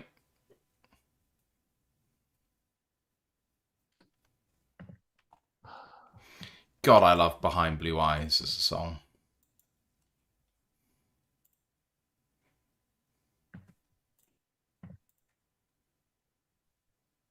Oh, Terrian has been usurped for best defensive player.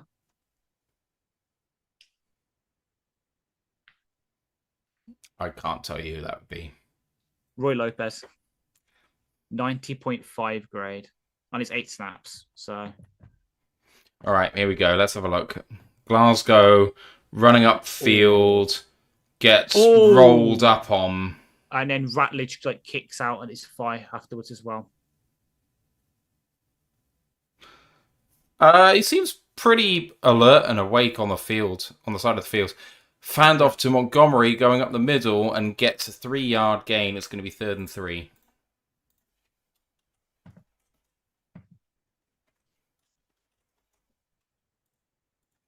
They just called him Tristan Cologne. I'm not sure he is from Germany, but you know. I think it actually is pronounced Cologne. Right. Goff in shotgun on 3rd down, 3rd and 3. Hurtling towards a 2-minute warning. Do need to get one more play off, though. From the 43-yard line, Goff hands it off to Montgomery with a run up the middle. And held up, but moving forward. And down at the 40. That's a bad call for where that is. At the 41. It's a 2-yard gain. It's 4th and 1. And it's a 2-minute warning. The Lions will be going for this because it's fringe field goal range. When I say this, please remember the saying, don't shoot the messenger. Per Colton Pouncey, Terrian Arnold is walking to the locker room without his helmet. All right.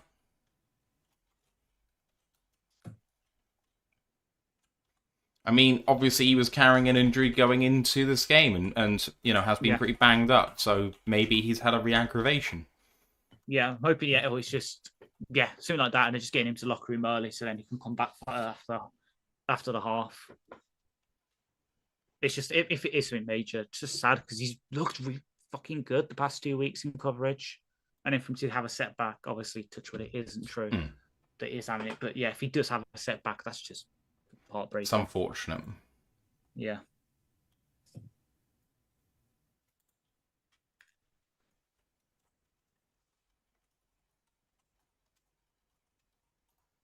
Glasgow's also going to the locker room, so it might just be the same. Trainer's not too concerned about Glasgow per Jimmy Liao.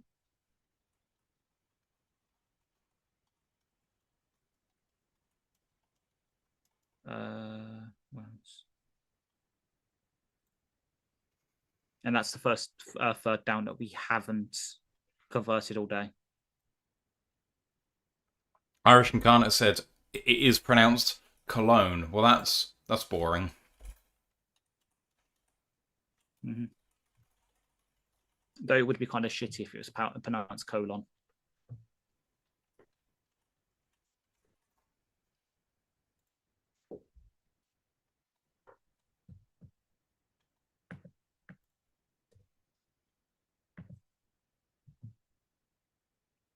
I don't like it being pronounced that way.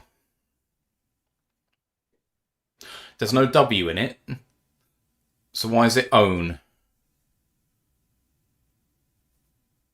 Anyway. There's no W. There's no W in design yet. That's pronounced design.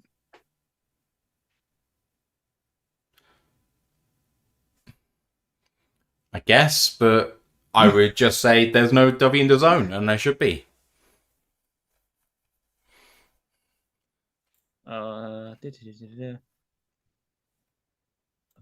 What I just saw, more that, so don't look. Yeah, Graham's questionable with a back injury. Here we go. Out of 2-minute warning. Right, 2-minute warning. We're out of it. Goff under centre. 11 personnel. 4th and 1. Takes a snap. Pressure. Play action. Nice pickup. Throw to Laporta down at the 25-yard line. Oh, into pressure. Called the perfect play and dumped it off with plenty of room. And you know how I was saying about last drive where we're using stuff that usually works against us? Yeah. That's the play that usually kills us on goal line situations. Mm.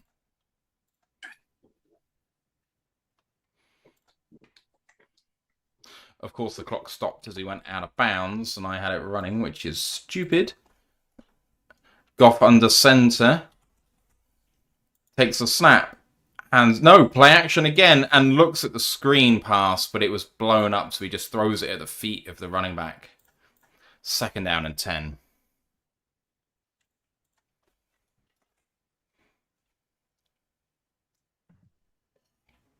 Irish Incarnate said I didn't like it when you guys pronounced it incorrectly. Blame me. Ash has always pronounced it correctly.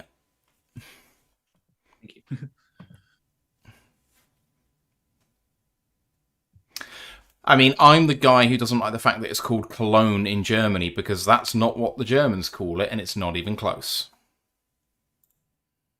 2nd down and 10. Goff takes a snap. Gibbs was in motion there. Goff looking at it. Check down to David Montgomery, but he takes a big hit. And it's going to be a loss of 2. 3rd down and 12. Lions killing time. Timeout, Commanders. That was Von Miller with a tackle as well. I see. We're trying to waste time because Dan, to be fair, did score the touchdown, so that joke doesn't even work anymore. God damn it. I was going to say he'd be scared to score a touchdown because they'd be at 28-3. But they've scored the touchdown, didn't they? Mm-hmm. Dead in the water.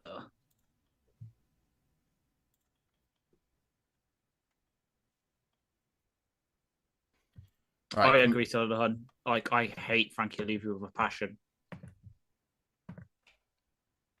Mostly because actually we used to like him and think, oh yeah, he'd be great as the Sam in our defense, and then he went and did what he did last year. And now I hate him.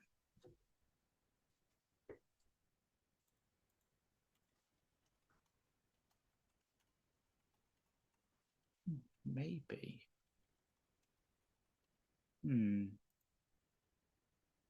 See how this play goes, and I'll say my theory.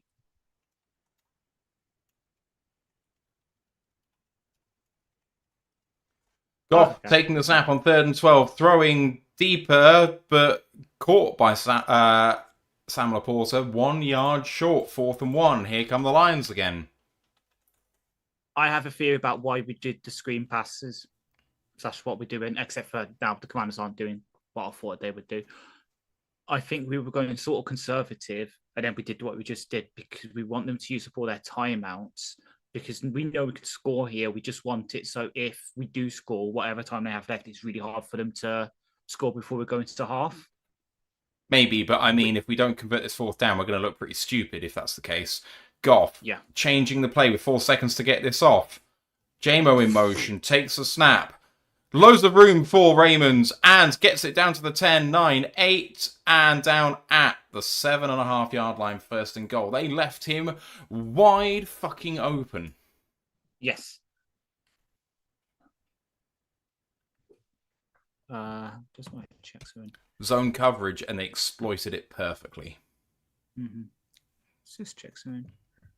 Khalif is a very good receiver. I went on about him being wide receiver 2 quality, Yes. and we went away from using him quite a bit. Run by Montgomery up the middle for 2, and it's going to be 2nd and goal from the 6. And there's timeout for Detroit. Yeah, so I went on about Raymond for a while because he just looks so worthy when he did get his hands on the ball. But we went away from it, and that's fine. But, you know, when we do give him an opportunity, he still looks like he can do the business. Yeah, and not to obviously put a spoiler on his good day because, like, sorry, I say this now because goes that thing. Before today's game, Khalif entered entered the game with 64 receiving yards on the season. He's currently at 49 in this game alone.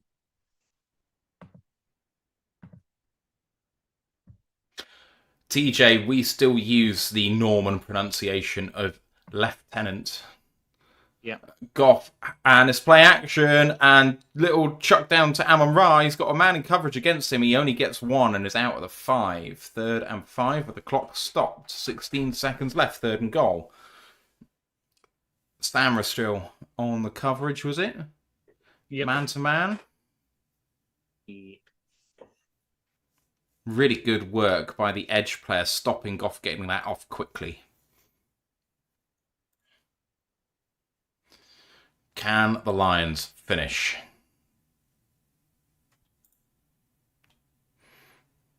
Ten seconds to get this off. Goff in shotgun takes a snap. Pressure. Throw. Incomplete towards Amon Ra St. Brown. 4th down. I would go field goal here. I'd be happy making a 15-point game and getting the ball to start the second half. Mm-hmm.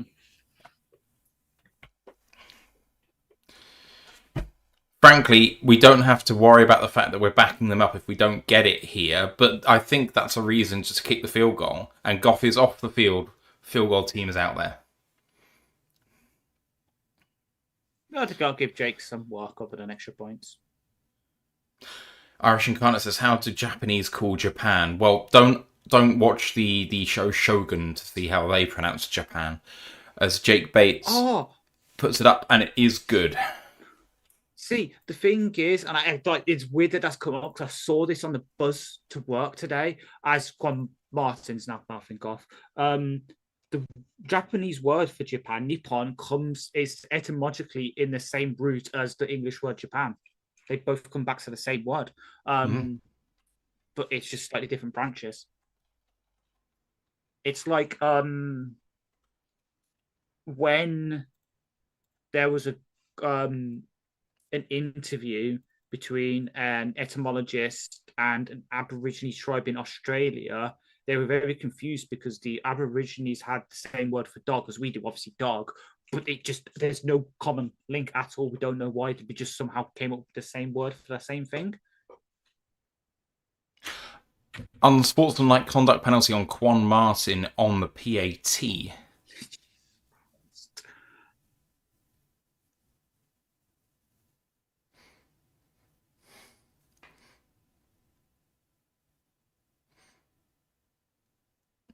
Oh my god, he went after Dan Skipper, who was lying on the floor.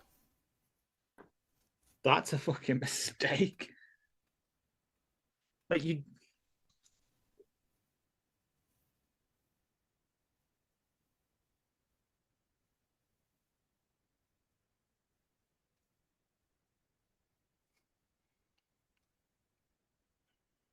well, we all know that we're going to kick it to them. They're probably just going to kneel it.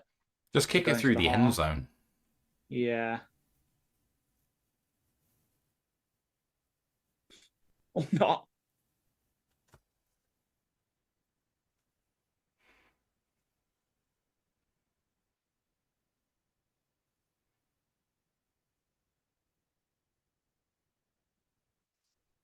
$11 seconds to go. They'll kneel this, and that will be the half, I suspect. Yeah, I agree. So I'll get YouTube chat up. Yeah, that's very true, TJ. There we go. That is the half. Let's bring you the halftime stats. Lions lead 25-10. Goff 17 of 23 for 181 and 2 touchdowns. Jahmyr Gibbs 9 for 75 and a touchdown through on the ground. He also has 3 of 3 for 30 and 1 through the air. Amon-Ra St. Brown 4 of 7 for 43 and a touchdown. Team actually led in receiving by Khalif Raymond 4 of 4 for 49. Marcus Mariota for the Commanders, 7 of 11 for 98. Chris Rodriguez leads the team on the ground, 6 for 16 and a touchdown. And then Jalen Lane leads the team in receiving, 1 of 1 for 41 on defense. Lions led by Brian Branch with 5 tackles and a sack, and a TFL also for Roy Lopez. For Washington, Bobby Wagner has 7 tackles. They have no sacks or tackles for a loss in this game. Igbenogany has been very good at kick returning. He's got 3 for 88, including a 46-yarder. Otherwise, Jake Bates, 1 of 1 in field goals, 2 of 2 in extra points. Matt Gay is 1 of 1 in field goals, 1 of 1 in extra points. The Lions have not punted yet today. And many thanks to the Mama for subscribing on YouTube. Ash, how do you think the game has gone? I'm going to see you in a minute. So far, so good. Like, I agree with Carlton's taking the chat that we're doing the weird, like, corner kicks instead of, because of that. But yeah, surely, yeah, just kick it through the back of the end zone. But I guess Bates is almost using the opportunity of, as it is a free hit, to kind of practice coffin cornering kicks in case later in the season we need him to, yeah, get it like where it bounces at the 1, that kind of thing, just force it. I can't knock it. Like, he's going out of bounds, it has the same result, but yeah, just him practicing the sort of precision on the kicks, which I can take. I am also loving the sort of etymological discussion in the live chat as well. That is, you are my kind of people when we're having those kind of chats. There were, I love all the weird stuff. Like, one of my favorite books is the book all about this ancient language called Linear B. That's like a precursor to Greek. Really interesting story behind that. There's a guy called Michael Ventris, who's the guy that cracked it, and he was just a random accountant who really like classics like me. Went to a talk about this ancient language because he was a mathematician when he was up in the bomber navigation seat up in the Lancasters when they were going bombing Germany, and now he would sit there and work at this ancient language, and then he cracked it. And like, we got all this information about ancient Minoan civilizations and that, like what you read about in Troy. And then unfortunately did pass away in a car accident a few years later after that. But yeah, that's a Derby to put a bit of a downer on that. But yeah, basically, long story short, you guys talking about language and that. My people. But yeah, like, where's this offense been the entire fucking season? Where's it gone? Like, well, where's it gone? Where's it been? Like, Dan's come in and in one game, one half, called a much better game than Morton probably has all season, except for maybe the Ravens game. It's mad. I love it. I love it. Like last year with the Cowboys game where we just put belt to ass on them. We're doing that to the Commanders. And long may it continue, please. Please, because I hate Frankie Louvu.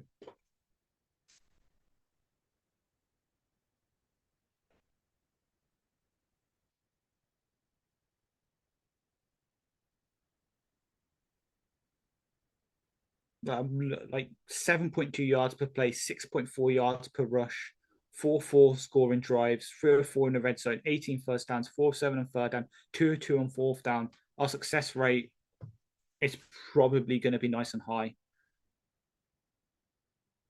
Yeah, Taylor, like, yeah, that I know. Again, apologies for not being on the preview yesterday. Long story short, because I was in at 7 o'clock this morning. I had to be up at 5, so I couldn't stay up late and do it. So I literally finished the game preview and I went to bed as best I could. And now I'm here with you guys. I also probably won't be on the review show because I'm in work till 10 for the next couple of days. So I'm doing 2 till 10s. But then I've got a couple of days off. So I'll be here for the preview. And then next week I might not be here because I'm doing nights. So that's going to be fun. I'm not going to mention what happened the last time I was working a night shift and we had a game commentary stream because it wasn't a good day for us. Oh yeah, 100%. The porter informed me should be with it.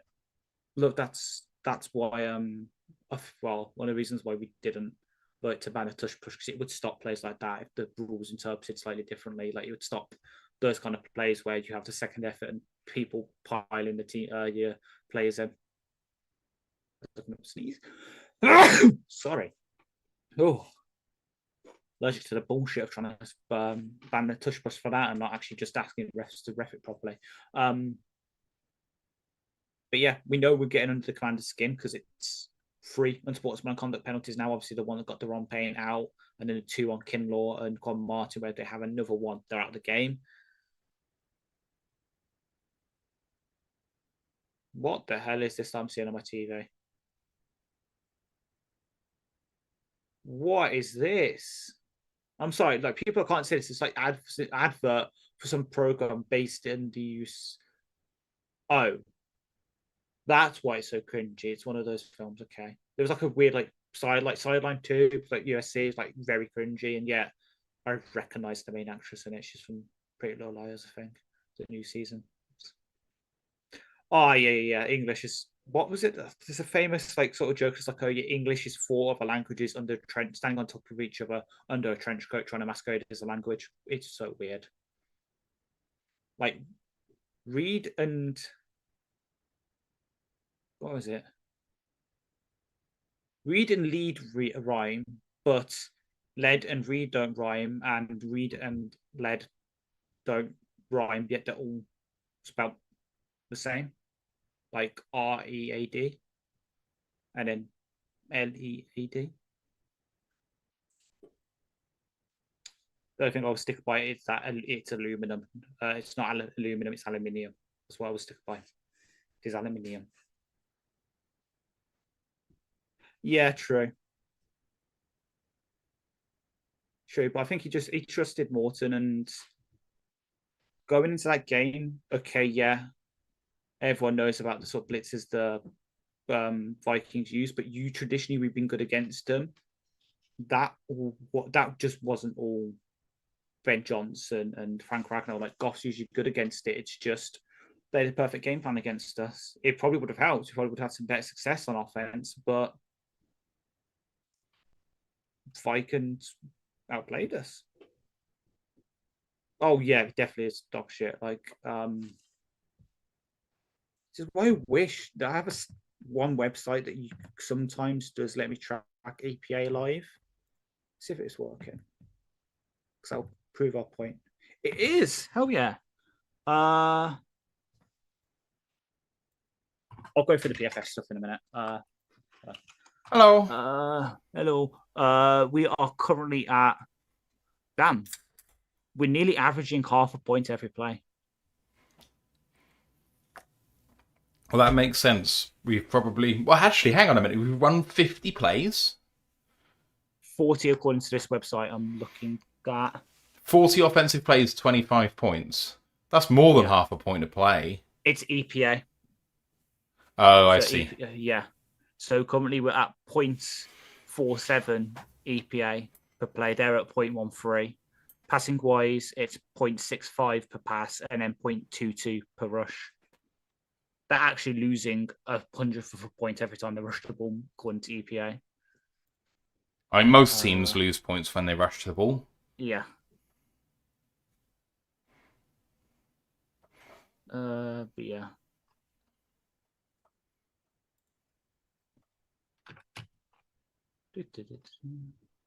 What's this? Oh yeah, I'm just going to look at PFF stuff. Terry asks any word on Terry and Arnold, Sewell, Glasgow. Glasgow is questionable for the back injury. The other two currently do not have an injury designation, especially since Sewell's back in the game. So it's probably a tape-up job. I'm hoping it's probably the same for Arnold, where they might be taping up his shoulder or something, and then he gets through it. Because, as I said, when it first happened, I don't want him to have that setback. I really like what I've seen from him, especially in this game, but also last week in coverage. And if you can just put it all together and we can get the elite run defender, the really good run defender who's been at a corner for 80% of his career. There have been some bad games. Last year's away game at Minnesota springs out to me. I think the Seahawks game from that season as well, he was kind of poor in that against the run. But that good run defense he's usually had, plus the really good coverage he's had the past couple of weeks.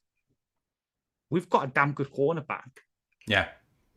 So, yeah. But, yeah, currently nothing. So I actually haven't looked at Twitter recently, so it might be I say that and actually they've got like a PR tweet from about him.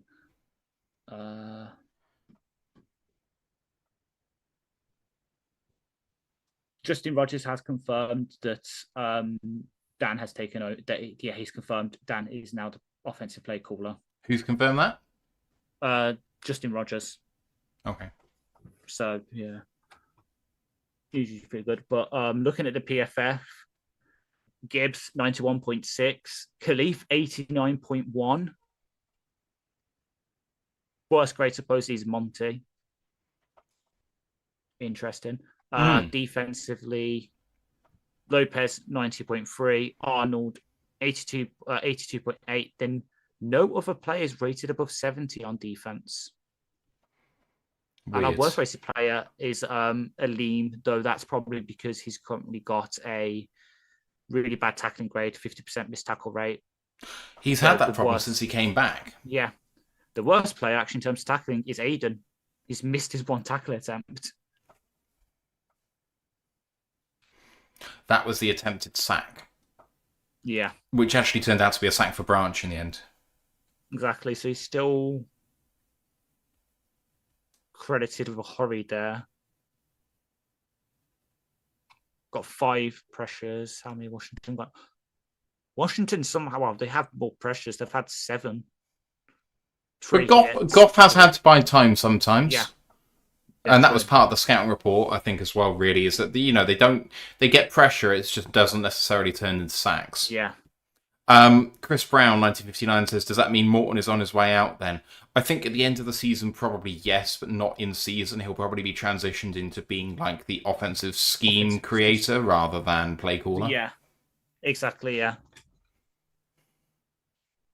And as we theorized earlier, it might be that he's just happy to be the offensive assistant where, he works on the scheme and he's up in the booth on game days. And honestly, what I'm going to think about, maybe he'll like not having the pressure of having play calling on his shoulders and having to answer to the fans when things don't go well. With that, he can kind of be that genius behind the sort of curtain working on stuff, and then Dan or whoever takes over as play caller later this season, next season, can't be the one under the scrutiny. He can just kind of be the mad genius.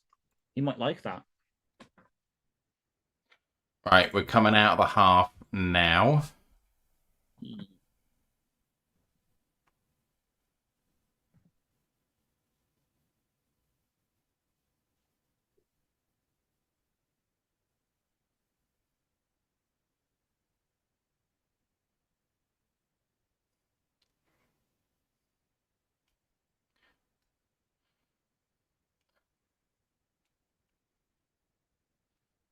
The sideline reporter is saying that it was just a change-up with a play calling, that everyone's still involved. They just wanted to find a rhythm. Fair.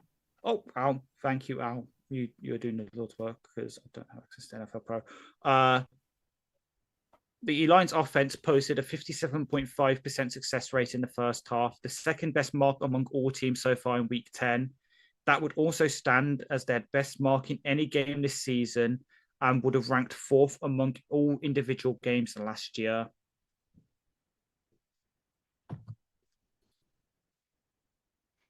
Right, here comes the kickoff by Matt Gay. It is away. Recovered at the 6. And Raymond's on a kick return. And hit down at the 27-yard line. Oh, Washington player can't get up. 51. Oh my God, he's in trouble. Oh shit, 61.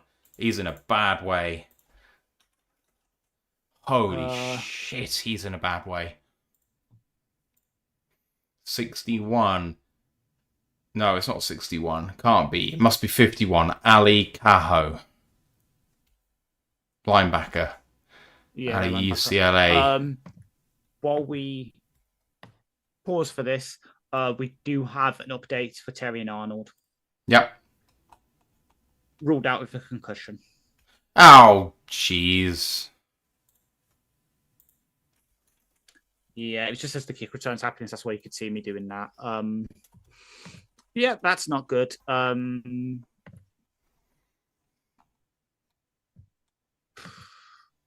I have just put it in the Discord. Sorry for stealing your thunder. No, it's fine. When I'm on game day, I can't. You know what? I can't limit my stuff, so I can't deal with Discord. Discord just has to fall to the wayside for me. Yeah, that's fair. Well, you can say it, and I can put it in. Exactly. Arnold out.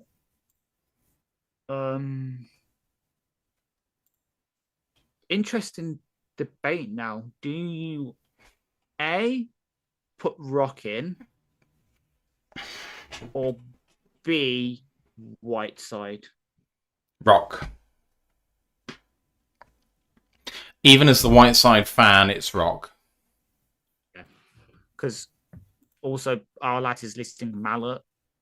Nah. As that, but no, he's a slot only. I'm not touching that with a No, I'm not touching that.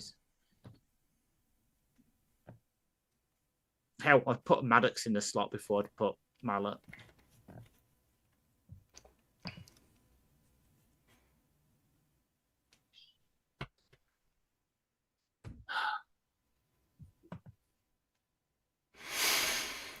All right. What a way to start the second half with a bloody headshot. Yeah.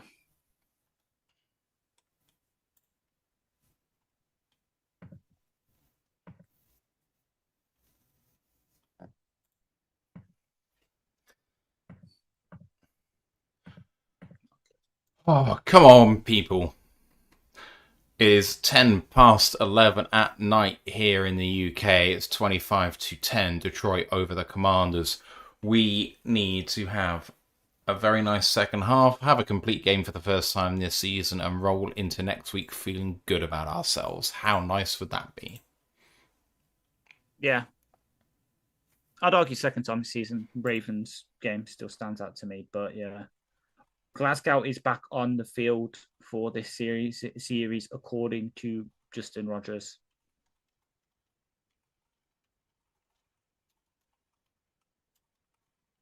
Yep, here we go.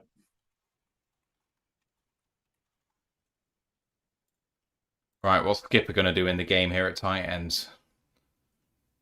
Goff takes a snap play action, looking deep, throwing, and on the comeback route is Jameson Williams trying to beat a man, but cannot get there. Big punch thrown by number 31, and he did not get the ball, but there is no flag.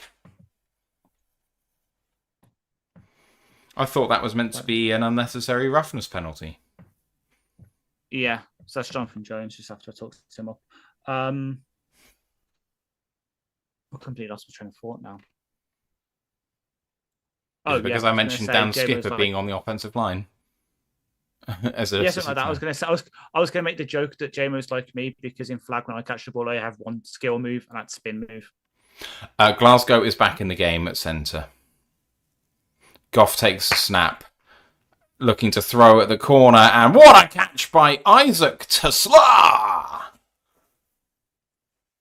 It happened. It got mentioned earlier. We have an Isaac Tesla catch, and I do believe he used both hands for it. That'll be a first. What a route and what a catch by Tesla, and he's staying in the game for this rep. Come on, run me a 15-yard dig, please. At this rate, we're going to get an Aleem McNeil fullback dive. Anyway, Raymond's in motion and hands it off to Gibbs. He could go away here. Oh! God, I had so much room there. I didn't even see the safeties because they were so far back. My word. 15-yard gain for Gibbs just running up the middle. What in the hell happened there? Trap? No, it wasn't even. There was no pulling lineman running anything. It's just that they just created a gap. Somehow we didn't run trap, but somehow got the same result. Yeah. Our offensive line is having their way with this team. Yeah.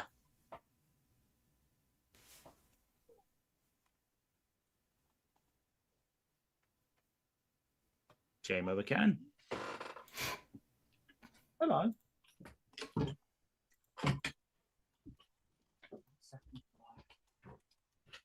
Go on, no.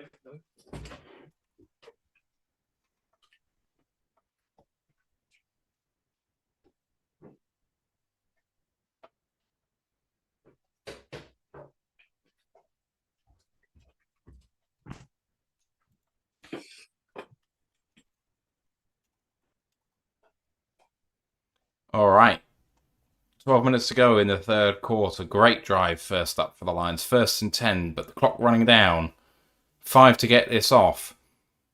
Goff in shotgun takes a snap, 2-step drop. Plenty of time. Throws across the middle to Jameson Williams. Touchdown. Fucking stunt on him. Stunt on him. That was the most unnecessary flip ever, but do what you need to do, JMO. And someone check on the health of Anthony Fitzpatrick because his parts probably exploded with the amount of blood flow that's going down south now. Running it from the 14-yard line. It's a shallow crosser for JMO with Laporta and other people just blocking things out for him. He flips into the end zone. Oh, boy, that was a good play. And Jameson Williams has his touchdown.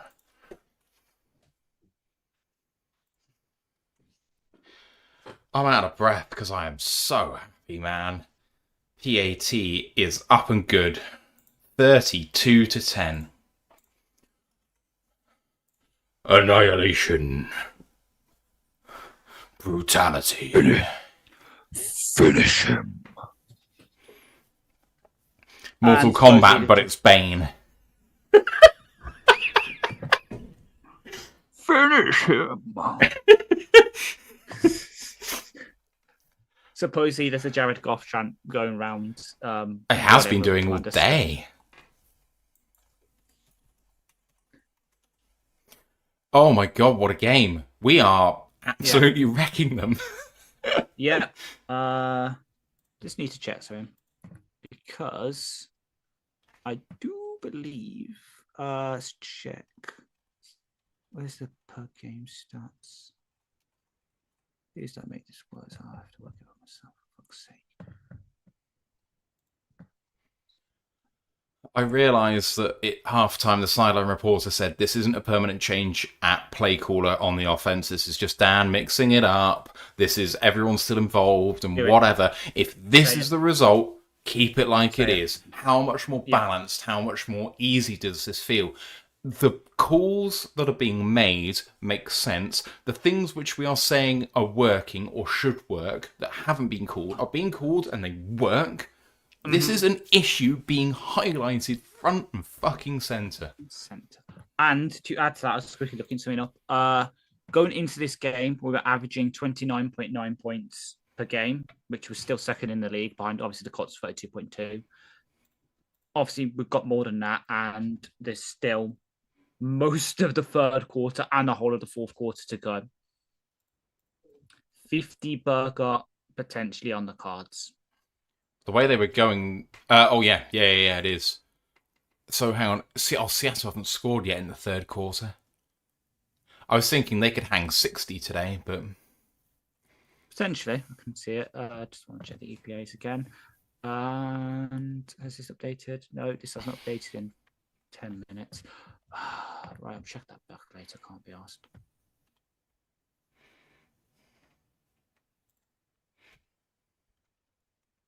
Actually, yeah. Is there any teams really like this? Colts? Colts beat their usual total. Bills didn't. Cowboys haven't played yet. Seahawks have. Bears have. Patriots might have done. Rams probably will do, and the other one's the Eagles. So hopefully they do on Monday. All right, 32-10. Kickoff is coming up now by Jake Bates, and it is away. Caught at the 4 and returned towards the 25 and across the 30. Mm-hmm. Well, that kind of highlights something I was saying in the halftime. So I think Bates was almost using those situations where he had like the kicks from the 50 and he was doing that thing, he was kicking out of bounds as a free hit, so he could work on his position to do stuff like that, where he got it at the 4 and it was right in the corner. So this can either you force him out of bounds like we do there, or he has to run into the coverage. Donald J. Trump is in the booth. Yeah, sure. Right, here come the Commanders. Hands off and a run up the middle. Run defense kind of vacating, and Thomas Harper with the tackle. 5-yard gain, 2nd and 5.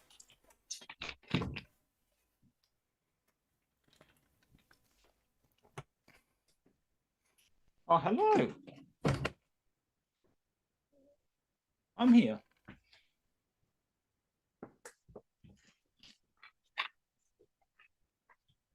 Come here. Come here. Fake by Mariota, and he's going to scramble here. Got plenty of room. Gets the first down and then more. 9-yard gain.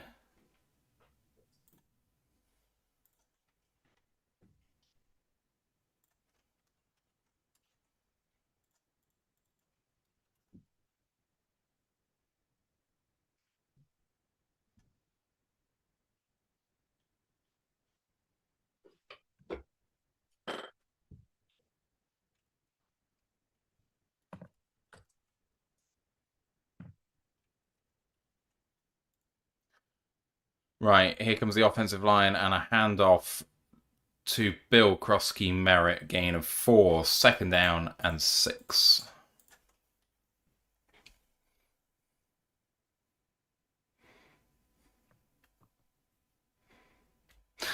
Carlton Wood saying new guy in the booth gets players' names right more than Jonathan Vilmer, which is a great joke. Mm-hmm.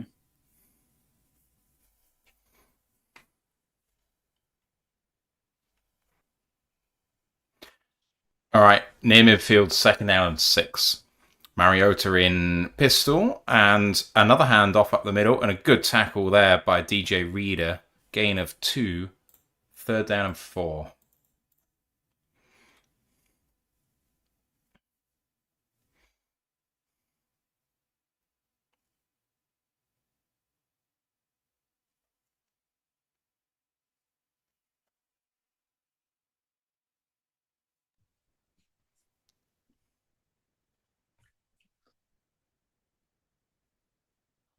All right, 3rd down and 5. At the 49-yard line of Detroit, in shotgun, in 11 personnel. Mariota under pressure, bringing a blitz, gets hit late.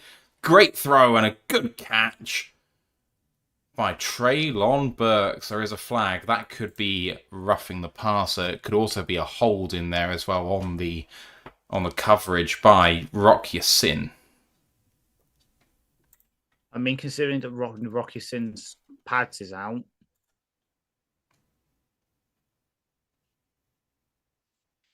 Go. Oh my god, they just made the 6-7 joke with the president.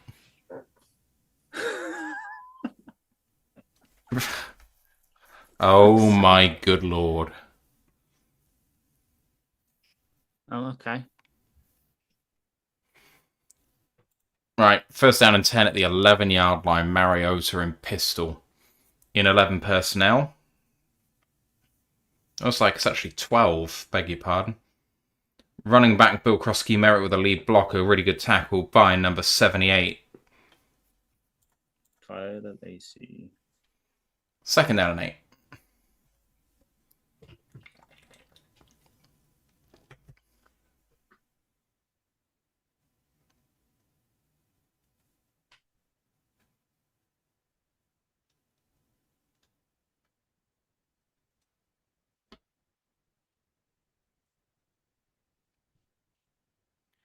Oh my god, Trump is calling a play.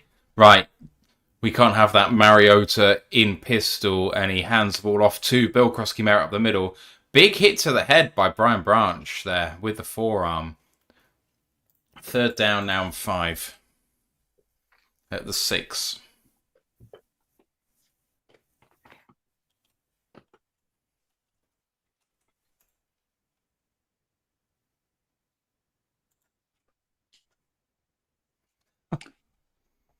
Oh. Right, 3rd and 4 from the 5. Ant is very much playing to me on Twitter, I can say. Mariota, pop pass again to Debo. Got some room. Follows a blocker, but he gets taken out after a 1-yard gain. 4th and 3.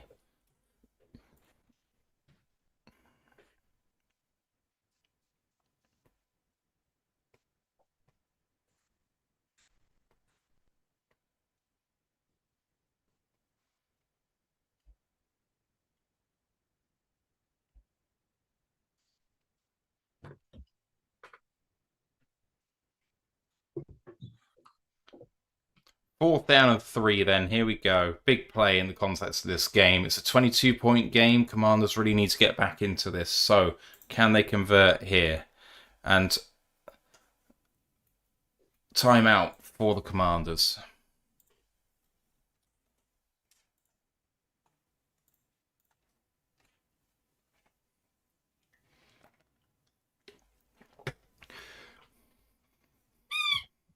Oh, no. That's some funny shit, Ash. Sorry. That's great. Stafford passed Devontae Adams.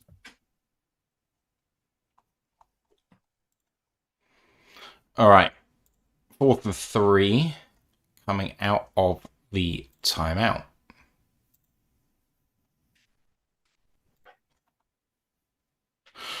Arizona scored a touchdown. It's 38-15, and San Francisco has scored again, 28-14 there. Here comes 4th and 3. From the 4. Big play. Looks like the Lions are bringing pressure here. Mariota under pressure, throwing towards a completely open Debo Samuel. Touchdown, Commanders. Okay. That touchdown is very much like the ones in the 4th quarter against the Bengals. Yeah, you're throwing touchdowns against our weakened secondary. We're still up. Double your score. Many thanks to David Rainford69 for subscribing at Tier 1 on Twitch. A 44-month streak. Thank you very much, David says. And I will read this out because it is the message on the subscription. But please, on YouTube, do not kill me. It says, WTF is that orange freak doing on my screen? Please don't cut that up. Going for 2, down 16. I found out a way to sort that out, so I can just cut around that if I get around to it. Ran a fake, and at the back of the end zone, out the back of the end zone, incomplete. 16-point game. Sorry, Ash, you said then? I was just saying I can cut around it. I've worked out to do transitions on that, so I can just cut around it if I need to. So I didn't do it for this week, as you know, work's just been... Yes, yeah. Hey, both of us, man. It's been absolutely manic.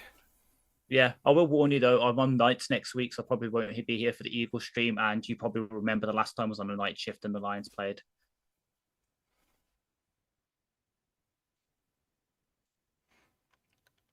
My memory is just gone to shit, man. I'm sorry. Dallas last year. Oh, well. Yeah. All right. I have the day off the day after the next game, so they're the Eagles game. So yeah, that's going to be fun. Yeah, it's my night shift training, so I'll be from next Sunday till next Saturday. The Saturday after, being every night from 10 o'clock at night to 7 o'clock in the morning. So you're going to have to watch the game after the fact. Yes. Oh, well, to be fair, the station closes about 2:30 in the morning for a couple of hours, so maybe I can put my headphone in, and while I'm walking around testing the air quality and checking the bins, I can at least listen. Many thanks to TJ 2636 $5 super chat, and thank you TJ for forgiving us for muting you earlier. Sorry to Carlton as well. I don't know what happened there, guys. TJ says, "I've never loved a commercial break more than I do right now." Yeah, saved us some earache. Yeah, well, you guys obviously. You're not listening to it anyway, right? Yeah, I don't. Again, since you overload. I see that. Mandalorian 9816 says, "Here I am from Detroit trying to enjoy my Lions, and this piece of crap commentating. I'd rather hear the game from you guys." Many thanks. Appreciate that. I mean, I think we pride ourselves on being exceptionally amateur. Oh yeah, what was it that someone commented on one of our TikToks from the Bucks game? This dickhead on the left is offering nothing, talking about me because I was eating the jammy fucking Dodger. Just because it was one of the, it was like one of the field, yeah, it was one of the field goals, and it's like I'm eating a jammy Dodger because I was fucking hungry. And yes, but I put it on there because I didn't really say much because I don't want to speak with my mouth full. And yes, someone commented, "Oh yeah, this dickhead on the left offering nothing." So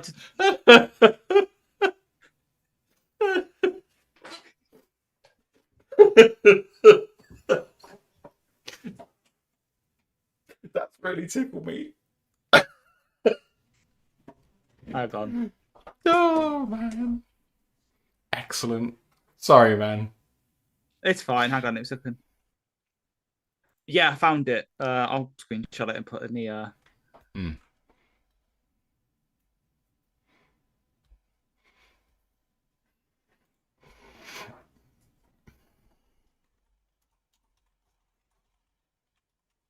There we go.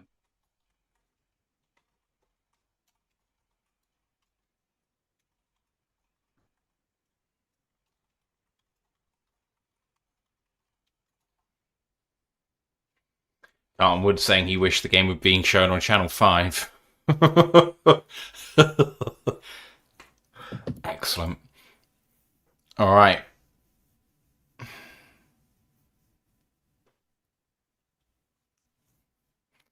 (32-16) after the failed 2-point conversion. Got half of the third quarter still to go. The Lions taking over at the 18.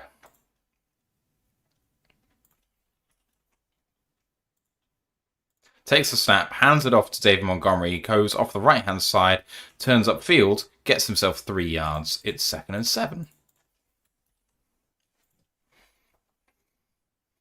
Carlton sticks the needle in on YouTube, says Port Ash, no Jamie Dodgers and no Jamie Robinson. Oh. Yeah, it is what it is. I had obviously higher hopes for him because I know he can play the branch role and he's good on special teams, but he was just filling a spot, it seemed, in case he had injuries. Yeah, 2nd and 7. Back to the practice squad. At the 21-yard line of Detroit, Goff under center, Montgomery in the backfield, play action, and quick throw out to Jameson Williams on a crosser. He's got loads of room to the 40, midfield to the... Oh, wow, he went a long way there. I think all the way down to the 30-yard line. It's about a 50-yard gain. Oh, 40-yard gain. 41 yard. We finally hit one. Hits it in stride. Thank fucking God. Off his back foot, Jared Goff in perfect stride to Jameson Williams, going from right to left on a shallow crosser and went for 41 yards. First down and 10. Probably won't surprise you when I say this. That catch gets him to 102 receiving yards. It just says they're showing a fucking TV. Fuck you. But yeah. Here we go again then. From the 38-yard line, Goff under center again. Laporta in motion this time. And a handoff to David Montgomery. Run up the middle. Loads of room. And a 9-yard gain for 2nd down and 1 at the 29-yard line. See what happens when you don't run Monty in condensed form. You don't just run Monty in condensed formations. You spread him out a bit. He has less crowded box. He can do stuff. Matthew Stafford has another passing touchdown to Devontae Adams. Goes over 400 now. 2nd down and 1 for the Lions. 5 minutes to go in the third quarter.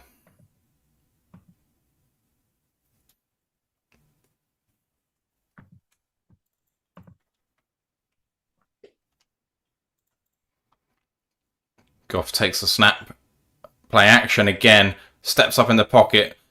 And I think that one is actually a little bit of a throwaway. Kind of looked at Gibbs over the middle, but as a check down. But he almost was far enough away from him. It looked like it kind of just was an in the area throw. 3rd and 1.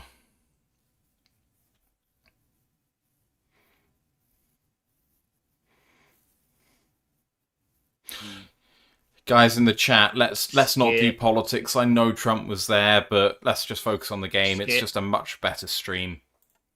3rd and 1. From the 30-yard line, Goff under centre. Brock right in motion, left to right. Play action again as Brock comes to the other way. Throw over the middle to Jameson Williams again to the 15 and hit down at the 11-yard line. 1st down and 10. 119. And you can hear me just saying skip. So Skip was in the game against something else we've certainly done a lot more in this game than we have all season in the 6 offensive line looks. Commanders see it, load up against the run, play action to Jamo over the middle. This game is being played far more like last year's team. Yes. Thank you for picking up the implication with the 6 offensive line stuff. Attila just says, God seeing this just confirms how terrible Morton is. Only in-game stuff. He still designs this scheme along with everyone else. It's his scheme. 12-yard line, Goff, with Amara in motion, gets the play off and hands it off to Gibbs. There's a penetration in the backfield, but he managed to fall forward for a 2-yard gain to the 10-yard line, 2nd down and 8.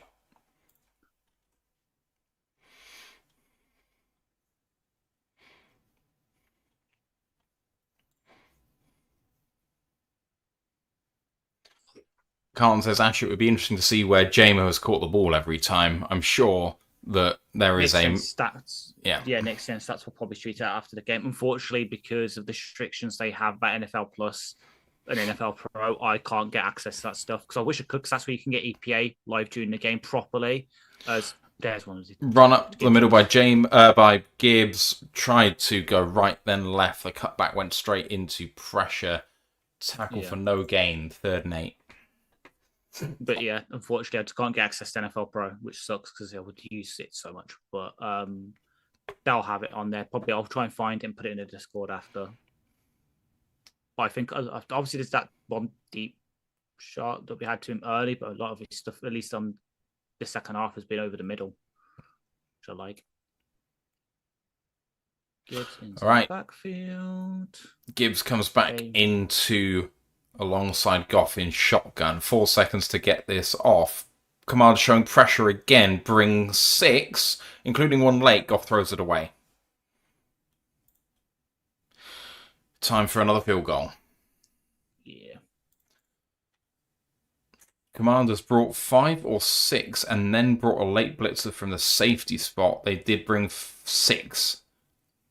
And then an extra one being the safety, whose name I still don't know. Reeves. Thank you. 4th down and 8. The former Jimmy Greaves. Superman actor. Oh, Jimmy Greaves. That's also a good one. Christopher Reeve, were you saying? Yeah. And it's, again, he's stuck in my mind because me and my mum were talking about. He looked like he dragged the field goal, Yeah. but he did, but it was still good. Just about 35-16, a 19-point game. Hell yeah. 2 stalled drives in the red zone. The last 2 drives for the Lions. JS says bad snap. I tend to agree. Yeah, as much as I love Hogan.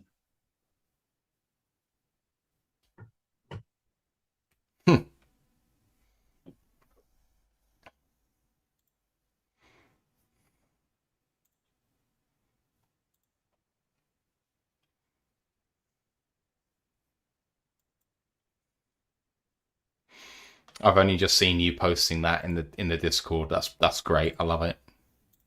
Yeah. If anyone's interested in a really lovely Lions community, then the Discord channel I've just posted in both live chats. I'm super proud of it. Like, we've built something really cool. I know people advertise that shit and,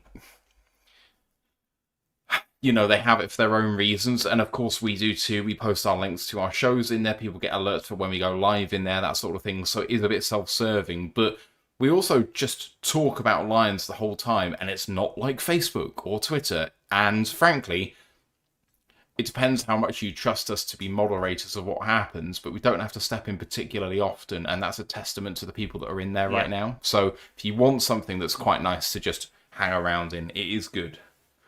And it's not just obviously Lions. We have around the NFL stuff, so other sports. So I was nice today and did not totally post the fact that currently Aston Villa are above Liverpool in the Premier League table going into the international break. All sorts in there. Even I'll get a mo from over there. People in there on Friday would have seen that I got these. Little teas on Friday at my Flag Awards night before Most Improved Player, which, as you know, you get 32 sacks in a season. That is pretty damn improved. And then Nasty Ass Honey Badger of the Year. But yeah, it's all sorts in there. As that stat I said earlier, it is now gone up to 18 straight drives that the Lions have either scored points or knelt down with Scott Novak as ref. The San Francisco 49ers have just scored another touchdown. The game is 28-20. Extra point blocked. So it's an 8-point game. That's all right. I've got the Seahawks kicker, Myers. I'm doing well in our league. Even though Bryce Young only scored me less than 2 points, and I'm still projected to win that matchup. Wow.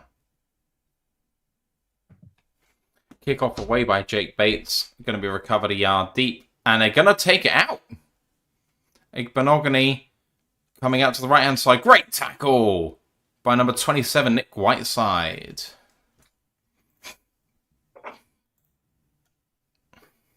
No, Arthur Morlett. Sorry, not Nick Whiteside. Fun fact, if Jambo gets one more catch for 25 yards, he sets career highs in receptions and also receiving yards in a game. In one of my leagues, in Ryan Farden's fantasy league, I am facing Jonathan Taylor. Yeah. He has 50.6 points. I am 93% to win that game, that matchup. How? Oh, it's so good. Right, here come the Commanders. First and 10. Oh, it's off the right-hand side, and he goes down. Is that Roy Lopez again? It is Roy Lopez again. Him and Brian Branch. Branch with a hutch-like spin move. Oh, Branch, that was filthy, my guy. Commanders fans are already leaving the stadium. The reason why I'm winning that matchup is because the guy I'm facing has a guy on injured reserve starting, and he's also got 4 people on bye starting. So even though he has Jonathan Taylor, I'm still winning comfortably. 2nd and 17, and a lovely throw to Zach Ertz for a gain of 14 yards. It's going to be 3rd and 3.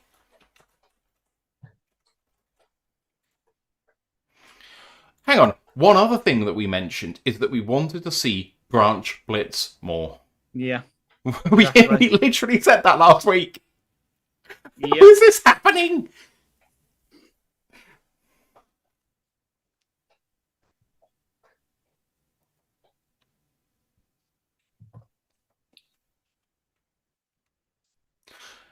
Mariota on 3rd and 3. Lions pressurize. A good throw over the middle and a great PBU by Arthur Millett. Commies are 1 for 7 on 3rd downs now.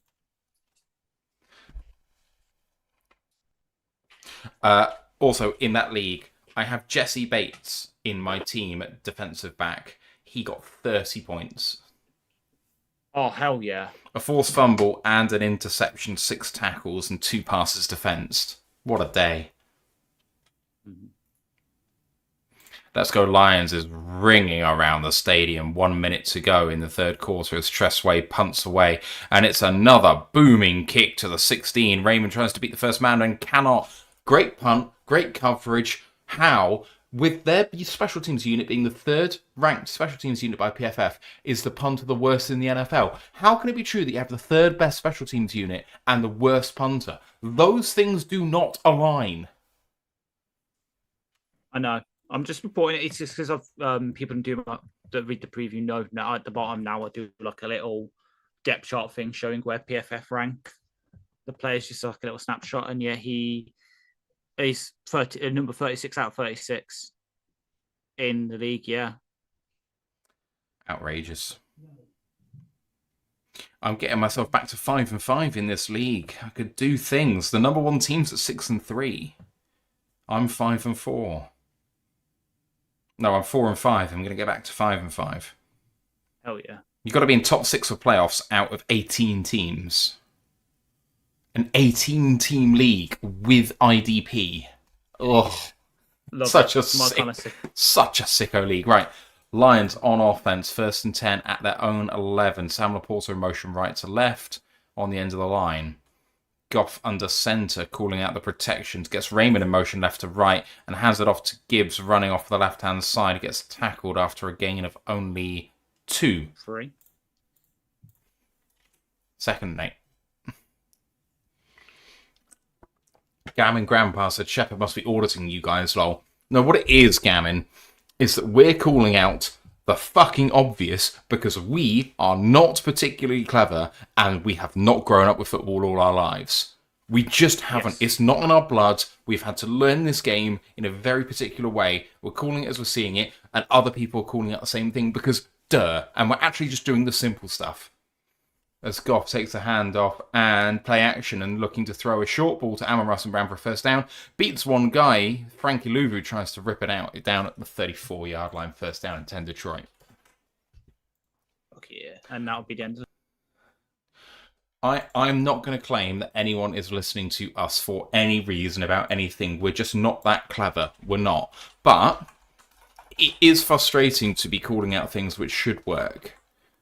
And you don't see them happen. And then when you actually do them, they do work. And it's like, I'm not going crazy. You know?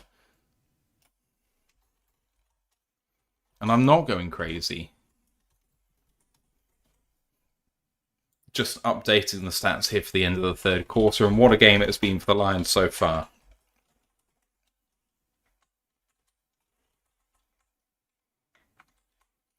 I haven't seen Chris Rodriguez in the game really since he scored his touchdown, which is a bit odd. So I don't really know what's going on there. Here's his stats at the end of the third quarter. Lions lead 35-16 and have the ball. Goff 24 of 32, 312, 3 touchdowns, no picks. Gibbs is 13 for 94 and a touchdown on the ground. He is also 3 of 4 for 30 and a touchdown through the air. Jameson Williams leads the team in receiving, 6 of 7 for 119 and a touchdown. Amon-Ra is 5 of 8 for 58 and a touchdown. Those are all your receiving touchdowns. For the Commanders, Mariota 11 of 16 for 152 and a touchdown. I actually think Mariota's been low-key okay in this game, but just completely overwhelmed. The team actually led in rushing us by Jackery Kroski Merritt, 7 for 25, but the touchdown came by Chris Rodriguez. He's 6 for 16. And in receiving, Treylon Burks, 3 of 3 for 58. Also had Jalen Lane, 1 of 1 for 41. Full stats, including defense, to come at the end of the game. Ash, what do you want to see in the fourth quarter for the team?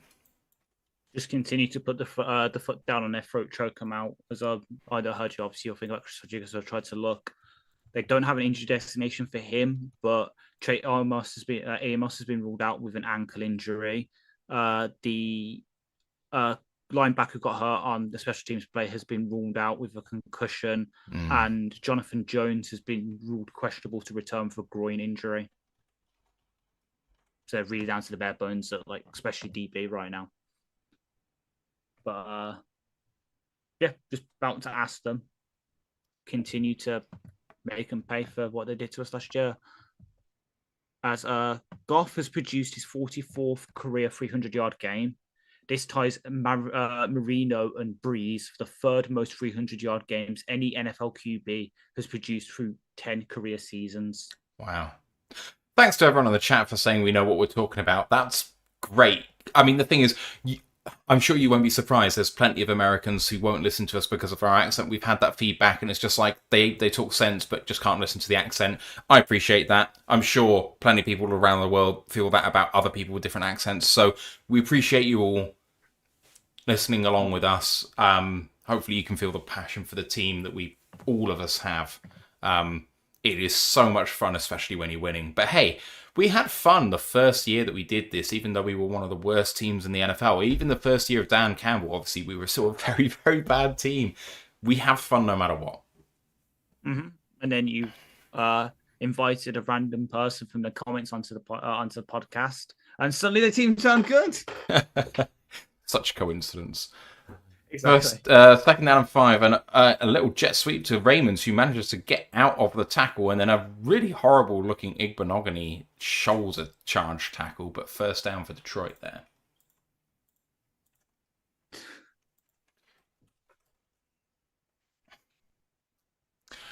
Mike F919 says, has there been any turnovers yet? Nope.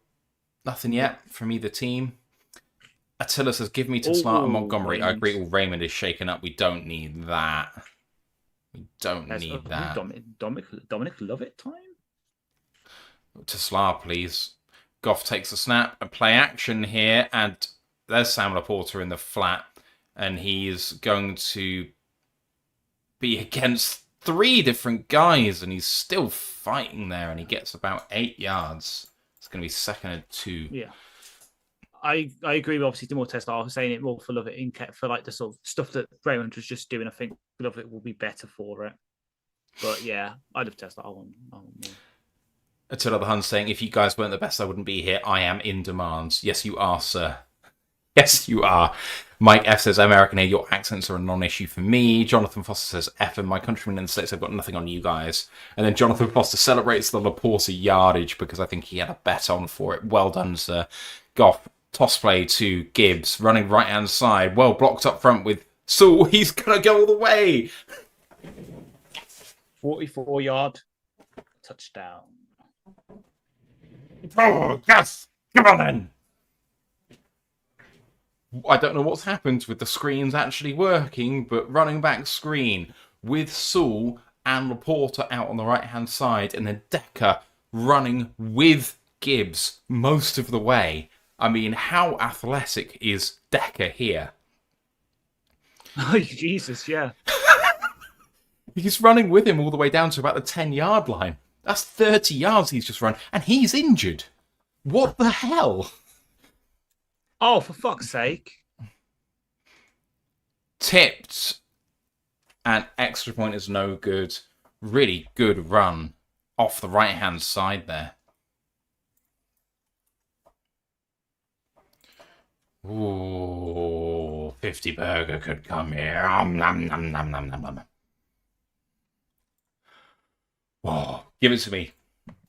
I want it.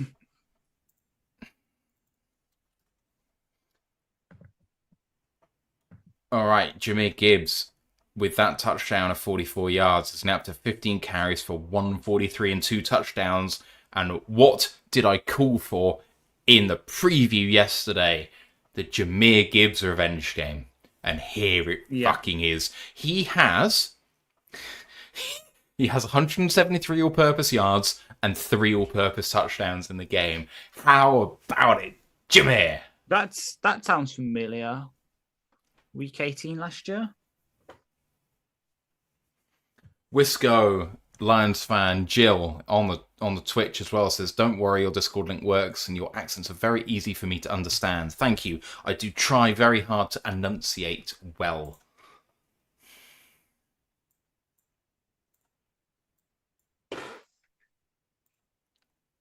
And I think quite a few people have joined our Discord after putting the link in there, which is great.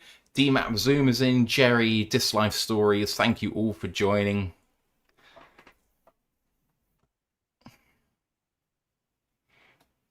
And we can advertise this part now since people have joined.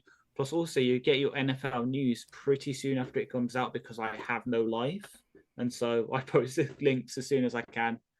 Like I'll probably be up at like 4 a.m. tonight, and something will come out about someone, and I'll post it in the Discord. Carlton Wood just says, okay, is Jake Bates kicking low? So I think it's actually one of the adjustments he's made to make his kicking more accurate, especially for the PATs, is he does basically line drive them. And it does help his accuracy, I think, to do that, because it's a bit more of just kick it at 100% sort of thing, which sometimes just helps with your accuracy. It obviously does mean there's a potential for it to be blocked a little bit more often, but it also means if it's not, it's going to be on target more often than not for him. I just think it's a technique thing. If you go for a chip shot, you see that he likes to kind of lean back and slice. So yeah, I think again, I don't know what I'm talking about, especially with kicking, but that's what it seems like to me. Many thanks to TJ2636 for the $5 super chat. Says, I think some people join your channel and think you're announcing a Premier League match. I mean, I wish, but the problem is I actually understand the NFL far better than I understand soccer. So yeah. Kickoff is away, recovered at 3, and here come the Commanders.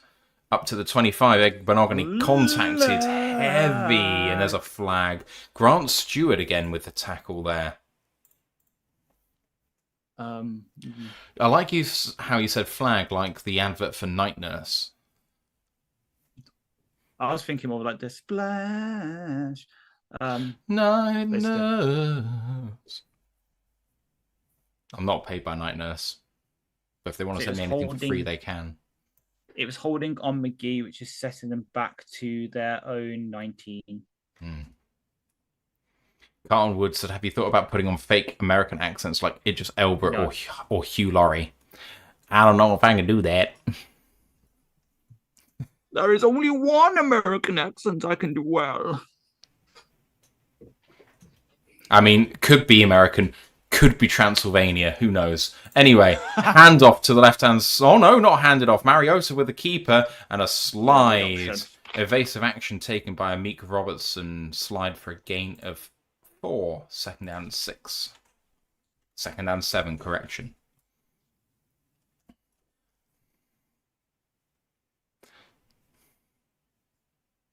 Irish Incarnate says, you guys are amazing, very knowledgeable and clearly ill with your Lions addiction. Love having you announce the Lions games. Very clearly ill. Yeah. Yes, definitely. I spend probably a quarter of my paid time off allocation on Lions-related things.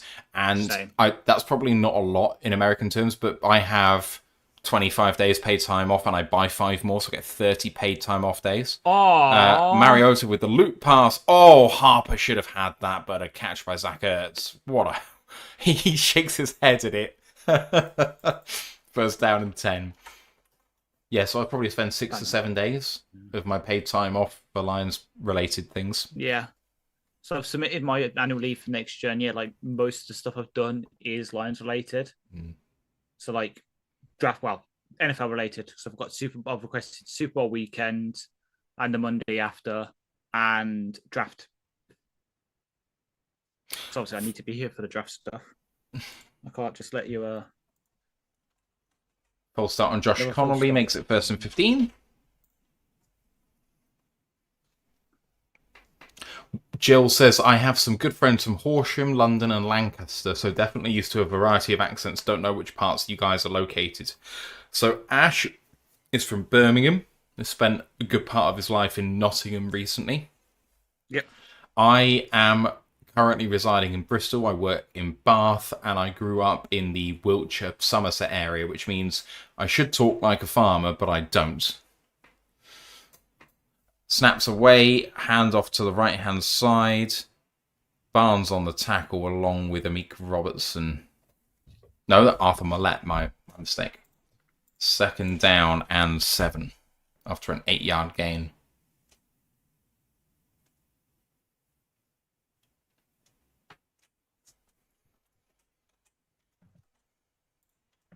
I think it was about an 8-yard game, but I don't know because it hasn't come up with down and distance yet. There we go.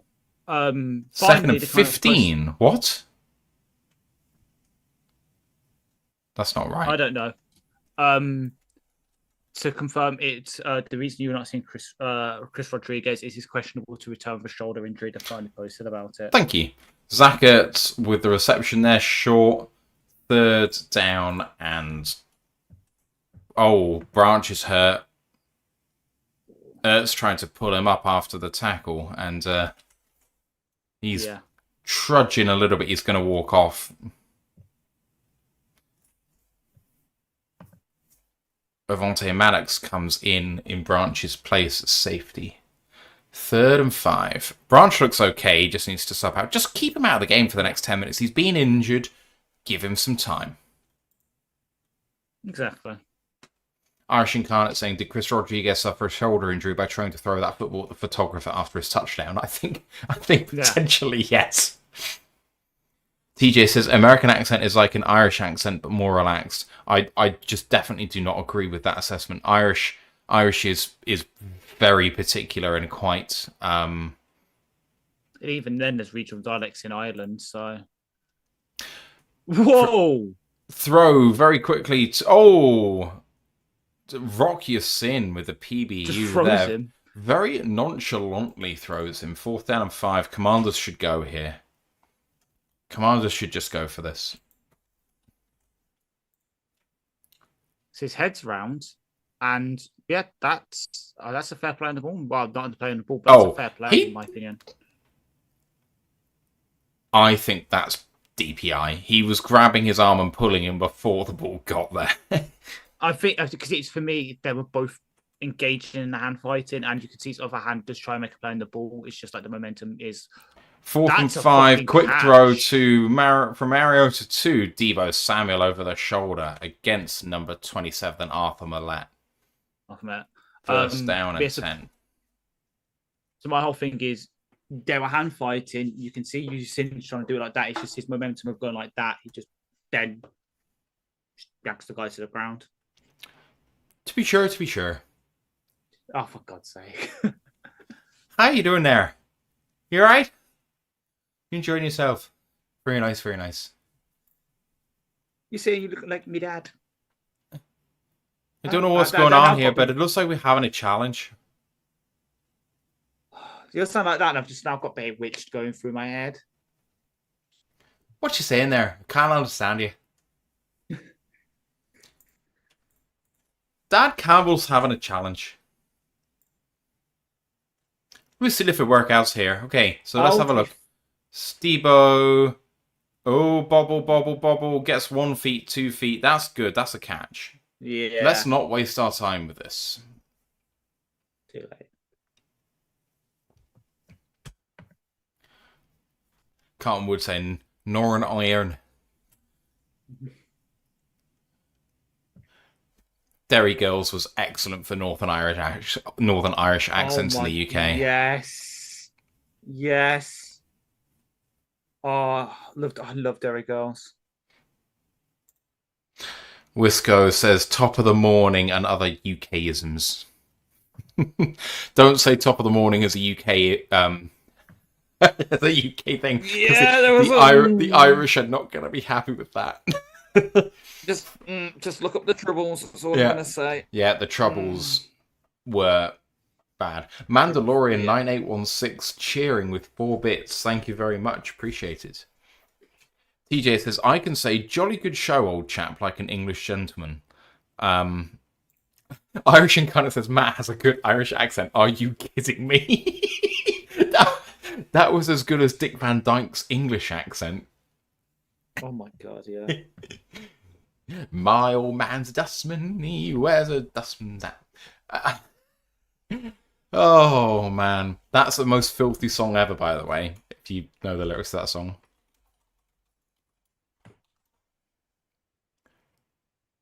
Lonnie Donegan. Oh, my old man's a dustman, he wears a dustman's hat. He wears called by me trousers and he lives in a council flat. He looks a proper nana in his great big hobnail boots. He's got such a job to pull him up that he calls him Daisy Roots. Such a weird fucking song. Anyway, proper Cockney, I can't do it. We should get Ryan Farden back on to do it. Yeah. Oh, advert for flag football. Oh, yeah. Mandalorian says, I could say some English quotes, but I don't want to offend anyone, Lo. I just always wanted those scones and your tea. I will say, I don't understand how hard it can be to actually just import proper British tea, because it's so good, and importing just happens in lots of different places, right? Like, we have lots of American products here, and you guys actually have a good amount of English products over there. One word. Don't say tariffs. Yeah, tariffs. Oh, no. Right, here come the commanders at the 24-yard line. Handoff. And good tackle in there. Nice pursuit by Jack Campbell. Gain of 2.5. Second down and 8. Mandalorian says, I'm an Earl Grey tea guy, chamomile. I can get behind that. Mark B says, wee lass, that's all I've got, but I nailed it. Carlton says, try a Scouse accent. That's your region. I'm not touching that with a 10-foot barge. You say that, but when I'm in the zone, I can do it very well, Scouse, but I'm kind of zoned out of it at the moment. Steven Gerrard and a kind of... No. Second down and 8. Nice throw on a kind of Texas route sort of thing to number 26. Jeremy McNichols. Yeah. Third down and 4. I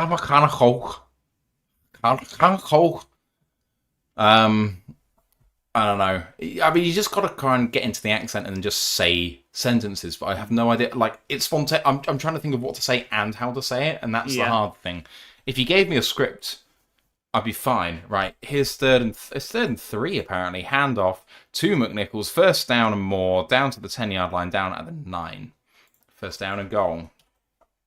It'd be first down and goal. I can't do it now.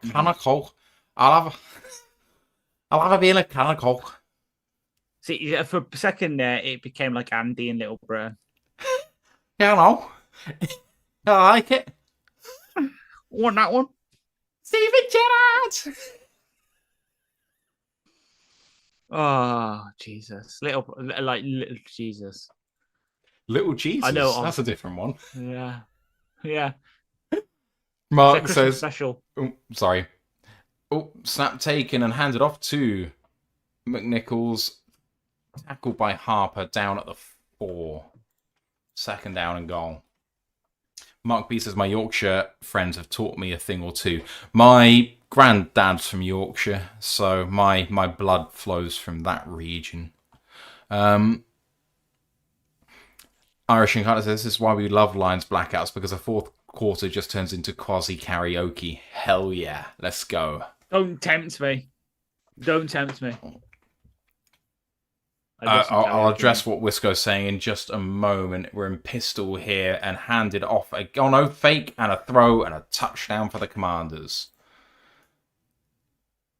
Ben Sinnott at tight ends gets his touchdown. 7 minutes to go. 41-22 pending the PAT. They're going for 2. Down 19, make it a 17-point game. Gammon says, Boston accent, just don't pronounce your R's. Wisco says, are you speaking Welsh? If I'm not able to understand someone from the UK, I just assume they're speaking Welsh. No, Scouse is from Liverpool and that region in the northwest of England. It's a quite harsh accent, but harsh in a similar way to kind of Somerset farmers are. Just kind of using different areas of the mouth to make it difficult for everyone to understand what you're saying. 2-point try is a hand. No, it's a fake again. And Mariota being pursued by... Oh, God. I'm going to pieces Pursued by here. Alex Anzalone for the sack on the 2-point conversion. Thank you. Fails. Pursued. To be fair, hang on. Give me a second. Saying about Welsh. So, North Wales is very, very close to Liverpool. Wrexham's not too far away from there, I don't think. So there's a lot of crossover. There's a lot of... So Wales is part of the same language group, same peoples as Ireland and Scotland in terms of it being Gaelic. And there's a lot of that influence in Liverpool. So... Yes. Because you also have the ferry start Holyhead and that, don't you? So what's the closest Welsh city Why to are they Liverpool? Why are they getting a second 2-point try? I'm now checking because I didn't. From the 1. Oh, what a play by Jack Campbell stopping that there. Holy shit. So the sack was negated by holding on Vontae Maddox. They got another attempt again. And then, Campbell just fucking snaffles it up like me when I see a donut going for free at Krispy Kreme. So the two northernmost famous towns in Wales are Wrexham and Rhyl, and they are both quite close to Liverpool. Yeah. Whisker says, I did have to turn on the subtitles when I watched Full Monty back in the day, lol. Did you need subtitles, or were you just enjoying the view? Oh. Oh. JS says, anyone else excited about the Michael Jackson biopic? It's on the list of films, top of the films I want to go watch right now. It's got great reviews. Yeah. Of course, well, I'll say this, and of course, you can say, it's the kind of thing. Next one I want to really go and see is Running Man and then Wicked for Good. Yeah, Wicked 2, I can't wait for. I was such a massive fan of the show when it came out in the West End. Yes. It was amazing. Mm-hmm. And then the film was really good. It did go on 20 minutes too long, but I'm not going to rule out like 2 hours, 20 minutes of it being really good just because 20 minutes of it was unnecessary. Although, I do think there's a rising trend towards films putting in filler and it's just unnecessary. Here comes an onside kick. True. 6:57 left in the game. Onside kick declared. Easy. And short kick off recovered by the Lions at the 45-yard line. Vaki. I thought that was by number 2. I thought that was Daniel Thomas. Oh, yeah, okay. It was Daniel. Yeah. So my app initially showed Yanni Vaki because I didn't see, so I was like, I could check the app, my little app I use sometimes.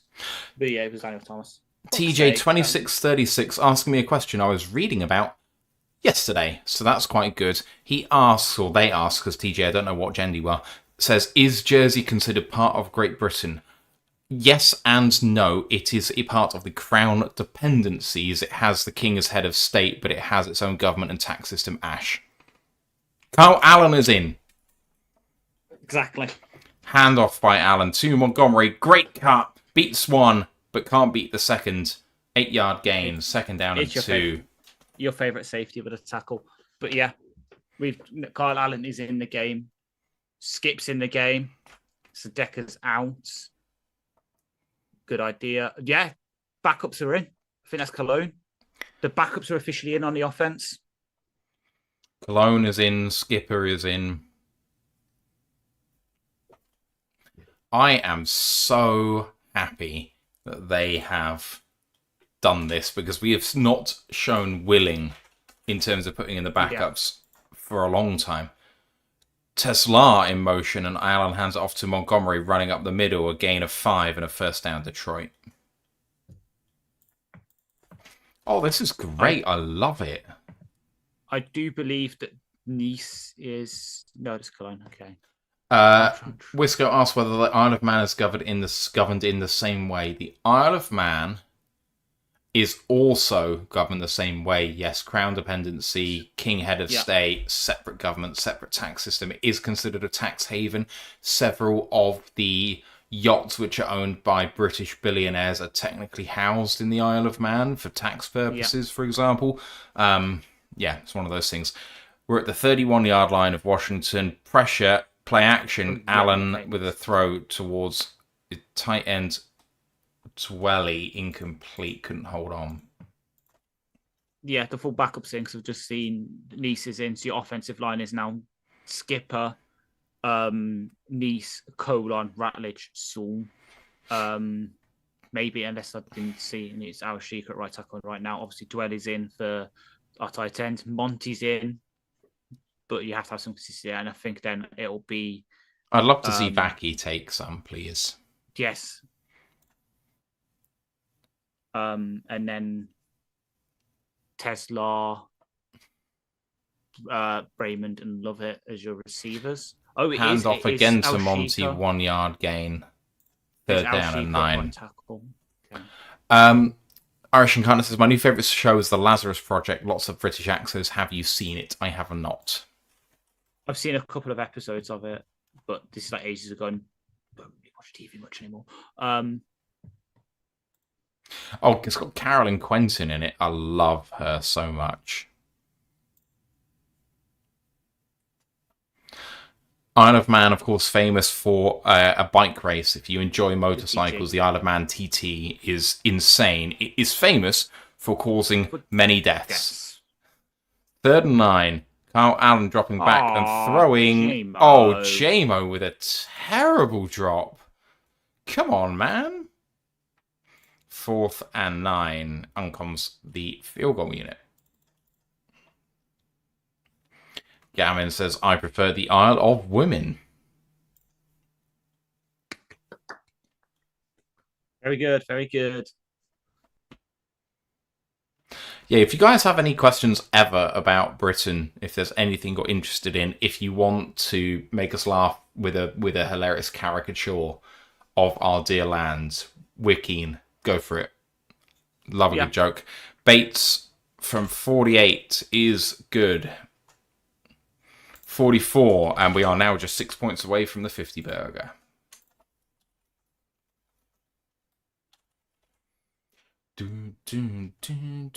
I look forward to the Packers losing tomorrow night, by the way. Same. It is tomorrow night, isn't it? Yeah. I love how, as you pointed out, they're favoured. Yeah, number one, they lost horribly to the Panthers last week. Number two, they haven't beat Philadelphia in their last 5 meetings. Also, Philly have started to turn it on and look good, and Green Bay have just looked bad for some time. Yeah.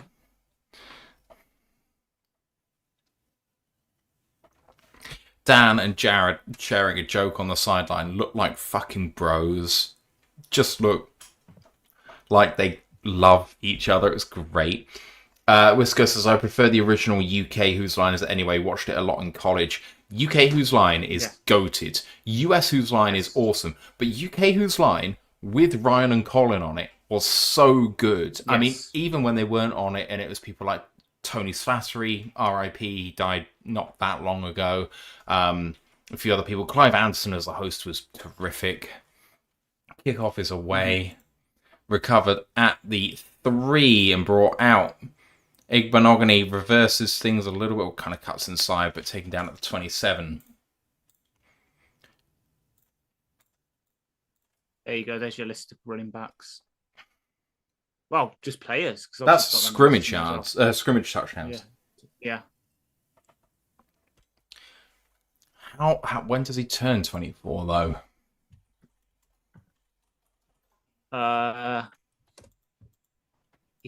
March. Just basically got this whole season. Okay, so he's only got to get another 7 to overtake Barry. 7, 8, whatever it was. He can do that.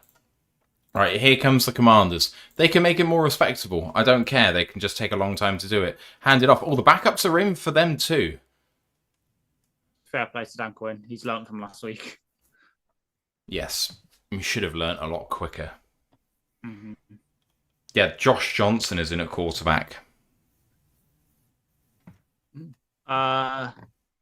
Wisco listing all of her favourite people on Whose Line, by the way. Josie Lawrence, Tony Slattery, Carolyn Quentin, Neil something, tall kind of bold with big eyebrows. I really liked him, but I can't remember what his name is. He was really, really funny. Sandy Todsvig, etc.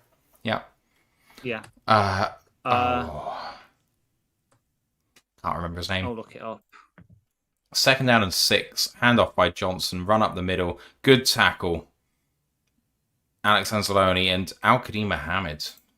What was the first name that you were looking Neil. for? I can't see someone listed under Neil. Unless I'm being dumb.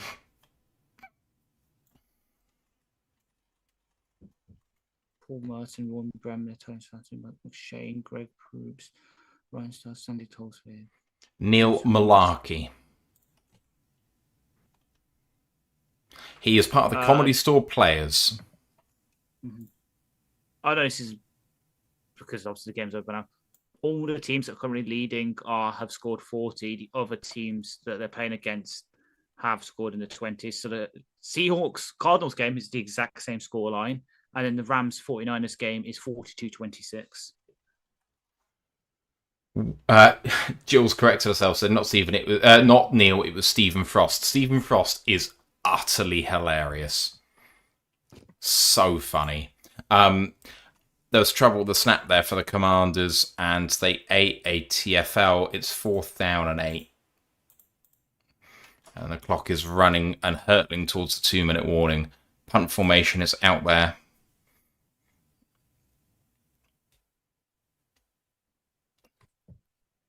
Punt is away by Tressway. Fair catch called for and taken at the 23-yard line by number 19, Dominic Lovett. I don't like it. Yeah, but as soon as it was that, I was like, I know what joke's coming. I'm not even going to say the punchline. Mike McShane as well. Yes, Mike McShane was so good. Lisa De Lorenzo says, I think the Commanders' attempt to catch up if it was on the onside kick. Me too, Matthew. Eagles should beat them easily.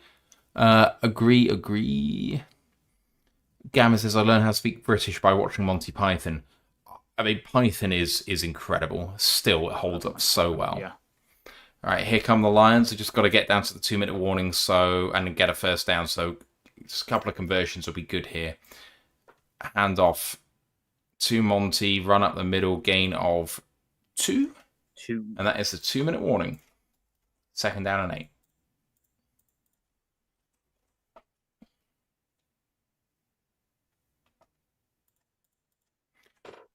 I still find it so weird that that the Washington Commanders don't play in Washington, D.C. I know that it's not far out of it, but it's just so weird to me. I know that Trump wants it to name it after him, but I don't care. They should just have a stadium in Washington. Wisco wasn't a fan of John Sessions. I really like John Sessions as well. I pretty much liked everyone who was in the original Who's Line.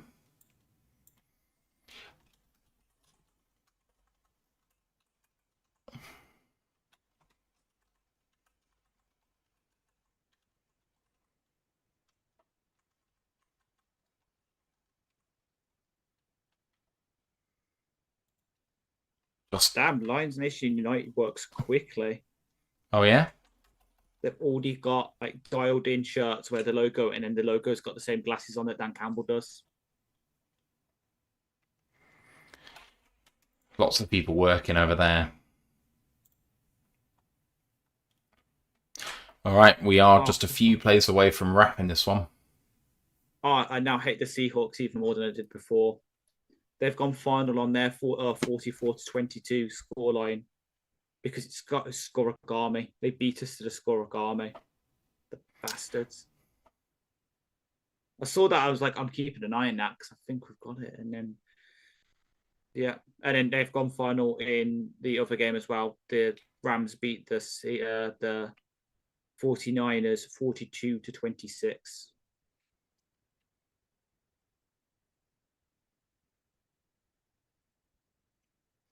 Oh, man, I had Lamar starting and I have Jared Goff on my bench. Lamar got 15.6 points and Jared has got 24.8. I also had Njoku on the bench for Hawkinson. That was a mistake. I mean, I've done similar. Hang on. So, to be white. So my flag league, I played White instead of Kamara, which is only 4 points. But I did also play. To be fair, receivers. I played, like, for example, Zay Flowers 12.1 points instead of Tej Johnson 20.2 or JMO, who's currently on 23.9. Milcob says, first time chatter on Twitch. Thanks for the show, guys. Appreciate it, Milcob. Thanks for watching. Here comes the Lions. Just need a first down to end the game here. Hand off to David Montgomery. Run up the middle. And he carries them down for a 9-yard gain. First down, Detroit. And that'll be kneel downs.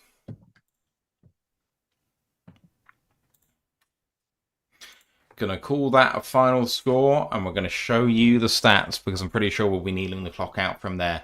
And there we go. 44-22 victory for the Detroit Lions. A complete game from start to finish, wire to wire, a masterclass. 25 of 33 for Jared Goff, 320, that should say, not 312. We're not kneeling this out. Why are we not kneeling this out? I will continue to call the game then. Oh. Hand off to Alan, run up the middle. Vaki gets himself 4 yards. Second down and 6. Mm-hmm. If we kick the field goal for 47-22, that is scorigami. That's not been done. No, we're going to kneel this out, surely.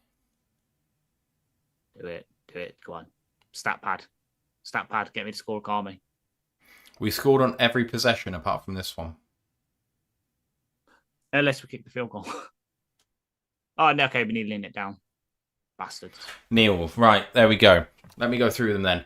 Goff, 25-33 for 320 and 3 touchdowns. Jahmyr Gibbs, 15 for 142 and 2 touchdowns on the ground. He also had 3 for 30 and a touchdown through the air. J-Mo led the team through the air, 6 of 7 for 119. The other touchdown for the Lions, Amon-Ra St. Brown, 5 of 8 for 58 and a touchdown.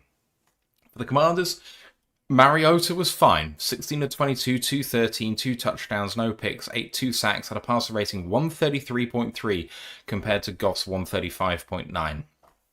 Rushing the ball, they were led by Bill Cross-Chimera, 11 for 30. Chris Rodriguez got the rushing touchdown, 6 for 16, and a touchdown. He almost killed the Caraman in the process. They went at 3.4 yards per carry, including 5 for 25 from Jeremy McNichols at 5 yards a clip. Receiving-wise, Traylon Burks led the team 3 of 3 for 58. Also had Zach Ertz 4 of 5 for 54 over 50 yards. The touchdowns came from Deebo Samuel, he was 4 of 5 for 29, and Ben Sinnott 1 of 1 for 4. On defense, Jack Campbell led the team for the Lions with 9 tackles. We had 2 sacks, 1 for Brian Branch, and then 1 split by Brian Branch and Roy Lopez. We also had an additional TFL by Roy Lopez. 4 passes defensed, 1 by Millette, 1 by Arnold, 1 by Rock Ya-Sin, 1 by Aiden Hutchinson, and 6 quarterback hits. 1 by Campbell, 2 by Branch, 1 by Anzalone, 1 by Lopez, 1 by Hutchinson. For the Commanders, they were jointly led in tackles by Bobby Wagner and Quan Martin. Never good to have a safety leading that stat. They had no sacks, no TFLs, 5 quarterback hits, 1 by Wagner, 2 by Jacob Martin, 1 by Sheldon Day, 1 by Von Miller, 3 PDs, passes defense, 1 by Jeremy Reeves, 1 by Jonathan Jones, 1 by Frankie Louvu. In terms of kick returns, Vaki had 2 for 39, Raymond 1 for 21.